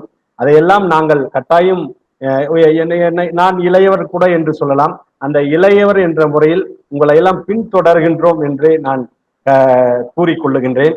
இன்றைய ஒரு உரையை பற்றி நான் சொல்ல வேண்டும் என்றால், அவ்வளவு அழகாக தொடக்கம் ஒரு ஆய்வு களத்தை எங்களுக்கு ஏற்படுத்தி கொடுத்து விட்டீர்கள். கலிங்கத்து பரணியில் ஆய்வு களங்கள் எப்படிப்பட்ட பார்வை, ராகவையங்காரிலிருந்து அவருடைய காலமிலிருந்து ஜெயங்கொண்டாருடைய காலத்தை தொகுத்து அதனுடைய ஆய்வு களத்தையும் அதற்கு பிறகு வந்த ஆய்வு களங்கள் இன்றைய போக்கு வரை அதை மிக தெளிவாக, இன்றைய ஆராய்ச்சியாளருக்கு இதுதான் தேவை, எங்கெல்லாம் அந்த சிக்கல், ஆய்வு சிக்கல் இருக்கு, எங்கெல்லாம் தேடல் இருக்கு என்பதை தான் இன்று எதிர்நோக்கி இருக்கின்றோம். நாங்கள் எல்லாம் அதைத்தான், எங்காவது ஒரு இடம் கிடைக்குமா, எங்காவது ஒரு எடுத்து நாம் அந்த ஆய்வு சிக்கலை உருவாக்கி ஒரு தமிழை நாம் நிறுத்த முடியுமா என்றுதான் நாங்கள் தேடிக்கொண்டிருக்கிறோம். அந்த இடத்தை அவர் நிறைவு செய்தார். கட்டாயம் அது மட்டுமல்லாமல் அவருடைய அந்த ஆழ்ந்த புலமை என்பது எங்கிருந்து வந்தது என்றால், அவர் எடுத்துக்கொண்ட அந்த ஒப்பீடு, அதுதான் இங்கு மிக முக்கியமானது. ஒரு பாடலை சொல்லுவோம் என்றால் உடனே அவர் எங்கே செல்கின்றார், கம்பரிடத்தில் போய்கின்றார். கம்பரிடத்தில் போன உடனே கண்ணதாசன் கிட்ட வராது, கண்ணதாசன் இடத்தில் வந்த உடனே புலமைப்புத்தன் இடத்தில் வராது, புலமைப்புத்தன் கிட்ட போன உடனே வைரமுத்து. அப்ப இதுதான் ஒரு ஆளுமை, இதுதான் ஒரு பரந்தப்பட்ட ஒரு மிகப்பெரிய ஒரு தேடல். அந்த தேடலினுடைய ஆழம், அந்த ஆழம் எங்கெல்லாம் இருக்கின்றது என்பதை தேடி தேடி எடுத்து இன்றைய நாளில் எங்களுக்கு அதை கொடுத்திருக்கின்றார். அதை விட ஐயாவை பற்றி சொன்னால், நவீன இலக்கியத்தை அப்படி அதை தனித்தனியா பிரித்து எடுத்துருவார் அந்த அளவுக்கு. ஏன்னா நவீன நாடகத்தில் ஐயா முனைவர் பட்டம் பெற்றிருந்தாலும் கூட நவீன இலக்கியம், ஏன்னா ஒரு ஒரு சில இதை ஐயாவுடைய இதை நான் பார்த்துட்டு வந்தேன். அதுல நிறைய செய்திகள் ஒவ்வொரு செய்திகளையும் அப்படி ஒவ்வொரு கோர்வையாக எடுத்து சொல்வதில் அவ்வளவு ஆர்வம் மிக்கவர், ஒரு புலமை மிக்கவர், ஆழம். ஏன்னா இதுல மிக முக்கியமானது பரந்துபட்ட ஆழம். அந்த பரந்துபட்ட ஆழம் என்பது அவருடைய முயற்சி மட்டும்தான் என்று நான் சொல்லிக் கொள்ளுவேன். அது மட்டுமல்லாமல் அந்த ஜெயகொண்டாருடைய முதல் மேடையில் நான் நினைக்கிறேன், அதில் ஒரு புத்தக வெளியீட்டில் சொல்லியிருக்கின்றார், ஏன் நீங்கள் வெளிநாட்டு கவிஞர்களை கொண்டாடுகின்றீர்கள்? இங்கே எவ்வளவு கவிஞர்கள் இருக்கின்றார்கள், எவ்வளவு புலமை இருக்கின்றது, இங்கில்லாத கீட்ஸா, இங்கில்லாத ஷேக்ஸ்பியரா, ஏன் அங்கே எடுக்கின்றீர்கள்? இங்கு அத்தனையுமே நம்மில் புதைந்து கிடக்கின்றது என்று நான் இப்பொழுது கூட வாசித்துக் கொண்டிருக்கும் பொழுது அவ்வளவு அழகாக, இறுதியாக தமிழராற்றுப்படை நான் படித்துக் கொண்டே இருக்கின்றேன். அத்தனையுமே வாசிக்கும் பொழுது தெரிகின்றது எவ்வளவு பரந்துபட்ட ஒரு ஆராய்ச்சி நூல் என்பதை நான் அதில் வாசித்த பிறகுதான் நான் தெரிந்து கொண்டேன். அப்படிப்பட்ட ஒரு மேலை நாட்டில் உலகத்தில் உள்ள அத்தனையும் மிஞ்சக்கூடிய ஒரு எழுத்தாளர்களை, ஆளுமையாளர்களை தமிழகம் கொண்டிருக்கின்றது. தமிழ் எழுத்தாளர்கள் இருக்கின்றார்கள், அதையெல்லாம் கொண்டாட வேண்டும் என்று மேடையிலே பறைசாற்றியவர் தான் ஐயா முனைவர் ப. ரவிக்குமார் அவர்கள். அவர் இன்னும் நிறைய கலவை பற்றிய சிந்தனை, அதே மாதிரி கலவை பற்றி, அதே மாதிரி மொழி பற்றிய சிந்தனை, அந்த தாலிசையில சொல்லப்படுகின்ற தமிழ் மொழி, அது எப்பயுமே பரணி என்றாலே எடும் எடும் என ஒழித்தது அப்படின்னு அது எங்களுக்கு ஆட்சியுடைய அதுவா வந்துரும் மொழியில. இருந்தாலுமே அந்த மொழியினுடைய சிறப்பை அவர் சொல்லும் பொழுதே எங்களை எல்லாத்தையும் அப்படியே பரணிக்குள்ள கொண்டு போய் அதில் அப்படியே விளையாடிட்டு அதையெல்லாம் ரசித்து விட்டு அப்படியே வெளியே வரும். நான்லாம் முதுகலை படிக்கும் பொழுது பரணிக்கு உள்ளார சிற்றிலக்கியங்கள், இப்ப சிற்றிலக்கியங்கள் எதுவும் அதுக்கு பிறகு வாசிக்கவில்லை. அப்பொழுது நாம் படித்த அந்த ஒரு ஆழம் இப்பொழுது அதை மிக விரிவாக எங்களுக்கான களத்தை உருவாக்கி கொடுத்திருக்கின்றார்கள். அப்படிப்பட்டவர் நம்மை பரணியில் தலைத்து விட்ட ஒரு தரணியார் என்றுதான் நான் சொல்லுவேன். அப்படிப்பட்ட ஒரு நவீன நாடகத்தினுடைய ஒரு நவீனத்துவம் இன்று உரையாற்றி எங்களை எல்லாம் மகிழ்வித்திருக்கின்றது. அப்படிப்பட்டவரை நாங்கள் இந்த நேரத்தில் நன்றி கலந்த, வணக்கம் கலந்த பாராட்டுகளை தெரிவித்து கொள்ளுகின்றேன். நன்றி ஐயா. எங்களுடைய அத்தனை எங்களுடைய சிரமங்களை எல்லாம் நீங்கள் பொறுத்து எங்களுக்கு ஒரு பெரிய பரந்துபட்ட ஒரு களத்தை உருவாக்கி கொடுத்தீர்கள். உங்கள் அத்தனை உங்களுக்கு எங்களுடைய மனமார்ந்த பல்கலைக்கழகத்தின் சார்பாக, பெரியார் பல்கலைக்கழகத்தின் சார்பாக ஒரு நன்றியினை தெரிவித்துக் கொள்கின்றேன். இந்த 7 நாள் பன்னாட்டு கருத்தரங்கத்தினுடைய இன்னொரு சிறப்பு எதுவென்று சொன்னால் தொழில்நுட்ப உதவி என்று சொல்லலாம். ஏனால் அந்த தொழில்நுட்பம் ஆரம்பம் முதற்கொண்டு இன்று வரை எந்த ஒரு சிறு இடையீடுமோ எதுவுமே இல்லாமல் எனக்கு மிகப்பெரிய ஒரு உதவியாக இருந்த என்னுடைய அருமை நண்பர், தூத்துக்குடியில் இருந்து கொண்டு என்னை நகர்த்தி கொண்டு இருக்கின்ற என்னுடைய அருமை நண்பர் ஜெசிந்த் அவர்களுக்கு நான் மிகுந்த ஒரு நன்றியினை இந்த நேரத்தில் நான் தெரிவித்துக் கொள்கின்றேன். ஓங்கள் இடைவந்து உயர்ந்தோர் தொழ விளங்கி ஏங்கு ஒளிநீர் ஞாலத்து இருள்கடியும் ஆங்கு அவற்றுள் மின்னேர் தனியாளி வெண்கதிர் ஒன்று ஏனையது தன்னிகர் இல்லாத என்னருமை தமிழ்த்தாயை முதலில் வணங்குகின்றேன். நல்ல உள்ளம் கொண்ட அனைத்து தமிழ் உள்ளங்களுக்கும் என் முதற்கண் வணக்கம். பெரியார் பல்கலைக்கழக உறுப்பு கலை மற்றும் அறிவியல் கல்லூரி 7 நாட்கள் பன்னாட்டு கருத்தரங்கத்தை மிகச் சிறப்புடன் நடத்தியது. இக்கருத்தரங்கம் முத்தொள்ளாயிரமாக வேரூன்றி காதலி ஆற்றுப்படையாக ஆற்றுப்படுத்தி திருக்கோவையாக மனம் வீசி பல்லுவாக துள்ளி குதித்து சிற்றிலக்கிய இலக்கணமாக மலர்ந்து தூதுவாக தமிழ் மனம் பரப்பியது. கலிங்கத்து பரணியாக வெற்றி கொடியை நாட்டியது. யாழ்ப்பாணத்தில் தமிழ் காற்றாக அலை வீசி ஆஸ்திரேலியாவில் உலா வந்து தைவான் தமிழ் காற்றை முகந்து பாண்டிச்சேரியை தொட்டு அலாவலாவி சேர சோழ பாண்டியர் என்ற நிலையில்லாத பெரும் புகழை பெற்றது. இக்கருத்தரங்கம் தமிழை போற்றும் நல்ல உள்ளங்களை ஒன்றிணைத்து செயல்பட்டதால்தான் இவ்வெற்றி கிட்டியது. இப்பன்னாட்டு கருத்தரங்கம் தமிழ் அன்னைக்கு விலை உயர்ந்த மணி மாலையை சூட்டியது. ஒரு நிகழ்வு வெற்றி பெற வேண்டும் என்றால் அதற்கு முழு முயற்சி தேவை. அதாவது ஒரு காலகட்டத்திற்குள் அதை முழுமையாக முடிக்க செயல்பட வேண்டும். அதாவது பதின்கவனமாக செயல்பட வேண்டும். முனைவர் போ. செந்தில்குமார் அவர்கள் தமிழ்துறை தலைவர். இவர் பதின்கவனமாக செயல்பட்டார். இக்கருத்தரங்கில் இணைந்த அனைத்து தமிழ் உள்ளங்களின் உள்ளப்பாங்கிற்கு ஏற்ப பொறுமையாக செயல்பட்டார். நாம் என்ன கேள்வி கேட்டாலும் பொறுமையாக சொல்வார். இவரை நான் முகம் பார்த்ததே இல்லை, முதலில் நேராக பார்த்ததில்லை. ஏன் நீங்கள் இதில் பார்த்துருக்கலாமேன்னு கேட்கலாம். நேராக பார்த்ததில்லை. நேரால் பார்த்திருந்தால்தான் அவரை பற்றி எல்லாம் நமக்கு தெரியும் என்று சொல்வார்கள். ஆனால் இவர் பேச்சில் வைத்தே நான் அவரோட பண்பையும் பண்பாட்டையும் நான் உணர்ந்து கொண்டேன். அப்படிப்பட்ட இவர் பதின்கவனமாக செயல்பட்டார். அதனால்தான் எல்லோருடனும் தமிழ் பண்புடனும் தமிழ் பண்பாட்டுடனும் செயல்பட முடிந்தது. ஒரு தமிழன் என்றால் அத்தனையான நல்ல பழக்கங்களும் நல்ல குணங்களும் எல்லாம் இருக்க வேண்டும் என்று சொல்வார்கள். அது தமிழரிடையே உள்ளது என்பதை இவர் பறைச்சாற்றினார். காலையில் குயிலோசை கேட்கும். அதாவது பாரதி சொல்வான், சற்றே குயிலோசை வந்து காதில் விழ வேண்டும் என்பான்.